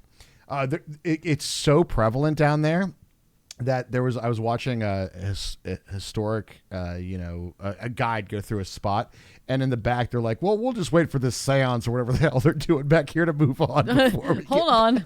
I was like, okay, all right. So I bet you tonight down there, holy shit. The video's a lot longer than we're going to. No, we're gonna skip ahead. It's the video is another hour. It's another hour. If you guys want to check it out, here I'll get you guys a link. If you guys want to actually check it out for yourselves. Boom, boom, boom. Again, shout out to Haunted Nights. I think these guys are actually doing a really I great think they're job. doing a good job too. So shout out to those guys. And Oh, they do have one at the Jenny Wade house as well. of course, because this is a part Why of it. wouldn't you do both? No, but it's literally the same company that owns both No, I properties, know. and they literally try to upsell you on both tours. I bet they do. They're like, well, while you're doing a ghost investigation. And that's why if you ever see this one, the orphanage, a lot of times you'll see the orphanage in Jenny Wade house. Questions? What do you want to tell us? All right, so what I think we're going to do now is we're going to skip ahead a bit to probably, I'm hoping that they do, Did they go down in the pit? down in the pit. Yeah. I mean, I think they. Although I will say this, like it in its own right is like 100% just creepy AF. Well, let's get to where they're actually. Yeah, like doing down in the pit. something in there. Yeah. If they do. I don't know that they do. They went. Oh, wait. Did they go back up? Oh, they did the solo investigation thing. Ah, okay. Oh my God, did you really go in there as your? No, I don't know. Yes, I did, right there. Did you make that noise? Yes, I did. Really, really quick. I'll play it one more time. Steve to. Oh, come on, boys. I'm gonna see if I can get those. Time to cojones up. Go to the pit. Which does not make me. That's actually. I will admit though, it is creepy as. Oh yeah. back No, I wouldn't want to go down there. there. Do they go to the pit area? 1, 2. Let's go to the end. All right. So he's doing an investigation. They did like solo runs. Oh, We're okay. Oh, here he is. Yeah, here it is. I was gonna say Ryan and Shane would have done it. All right, here we go. What a weird night. This place is crazy. This place is absolutely crazy. Did I go in the? This No, I place have not sucks, been by the way. inside It's here not actually. comfortable. I can't imagine. Cannot imagine We'll what go these kids back. went through down here. Um, They put the reason I didn't go in is because they are, again, it's a touristy town, and just to go tour it during the day, if they are open, and most of their stuff is like nighttime ghost investigations, et cetera, get the tours. It's still like $19 a person to do that. So I was more of like, That's for like a group ghost tour, right? no, that's for like if you just wanted to go in, Oh. like just to- self-guided tour Oh, okay. thing. I see. So I didn't go because I was like, well, that $19 sounds good if I use that for food, you know. Yeah. And, Well, and I can go right over here, and it's free to walk on this field, you know. Let's see this, though. this orphanage, right? They put this orphanage directly next to where a lot of these kids' dads were killed in the battle and buried in the cemetery. So these kids are here in this orphanage right on the land where where their fathers Buried, were killed, yes. Buried, and yes. where they're buried. I mean, that's you couldn't put it in a worse place if you think about it. It's awful. And then what they went through here on top of that. It's absolutely crazy. I'm going to do some DR60 sessions in here, so let's start with one of those right now. So there's anybody in here with me? Jesus Christ. All right, so just so you guys I'll know, give you the chance to... that hallway that they went down, this spot right here is on the left-hand side of that hallway, and you crawl in here. Ugh. Yeah, this is like where This is like the solitary confinement. Yes. Talk. So- I'm not going to ask you any questions. I'm going to let this record, okay? That's some creepy shit, dude. On the count of 3, come up to this device in my hand and speak into it. 1, 2, 3. 44 seconds later. 1, 2, 3. All right. Now that I'm comfortably seated in the pit, let's play this back, see if we got anything.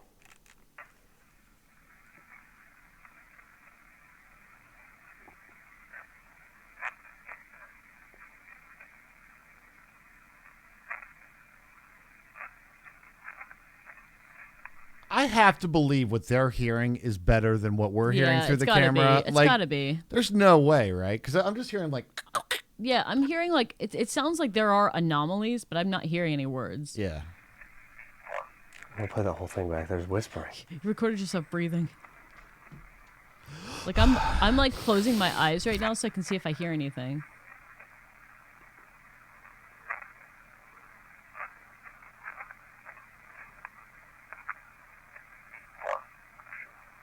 I have no like a idea what that croak. said. There's definitely a voice there. It's like a sentence. It's like 3 or 4 words, but I cannot make out what it said. I think I should ask him some questions. I'm going to do some questions now. It's ghosts. All right, I'm going to ask you some questions, okay? Same thing. Come up to this device in my hand and answer these questions for me. It's a ghost 1, pig. 2, It's a ghost frog. 3.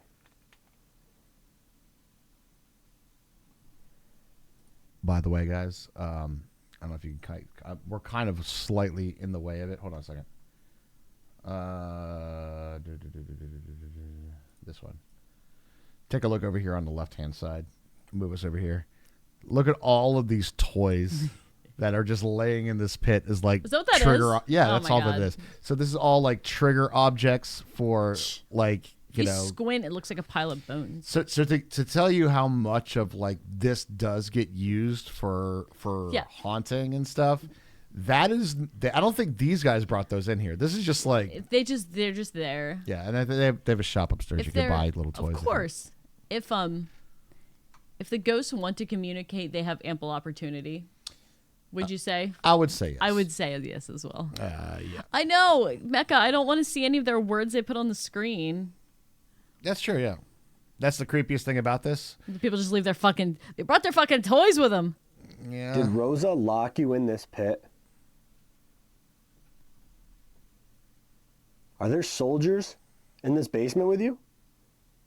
That's a dumb question. Were you beaten? Did all of the bad things that happened here create a negative energy in this building? okay. So I understand what he's trying to go So do for I, here, So do I. but you're communicating with a 6-year-old. I know. You know, like, well, I mean, if this is what you're trying to communicate to, Right. this is like, These aren't kid questions. did what happened here create a dark energy that's happening 100 years after you're dead? You know, what is that energy exactly? So I don't know. All right, again, these guys do a great job. Flip my ball. Just that one question, I was just like, oh, I don't know. So I always think about it like when you do these types of like investigations and questions, that you're trying to find a ghost, an evidence of ghost, get the recording of something in the supernatural realm. Isn't that just really talking to another human? You know what I mean? Like that's really what it is. Exactly what it is. So I always kind of like frame it in that realm, you know. That's just Yeah. Easy to answer things. conversation. Because apparently it takes a lot of energy for them to answer us.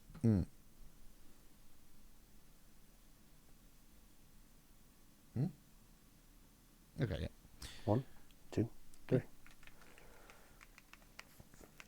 Feels weird down here. It really feels weird down here. I can't like, I don't know. It feels strange. It feels I can't really describe like what the feeling is to be here, right? Like this is something I've known about for a very long time. I've known about this location for over 10 years probably. And, you know, to be sitting in a spot where kids were just tortured. Now for that part years, of it's that just- part of it's freaky. It is totally freaky. Guys, I'm going to go ahead and give you guys a link in the chat here if you guys want to check out. I'll get it over there on YouTube as well. If you guys want to check out the video for yourself, we are actually going to wrap it up there for tonight. We'd like to thank Agar especially for the support for tonight. Really do appreciate that. And that really made this whole thing happen right here with her, which Sure Hermie did. Hermie did a lovely job. Thank you. Lovely job. Of making you look very scary, Raj. And you guys all owe Agar big stuff because that was all on one person's back, right? I know. It's gonna take me a while to get off. Yeah. Yeah, it is. Yeah, it really is, Raj. It really is going to take you a while to get up. Well, if you want to check out any of this stuff, maybe we missed a few pieces of evidence and stuff. We're not going to watch the whole thing all the way through.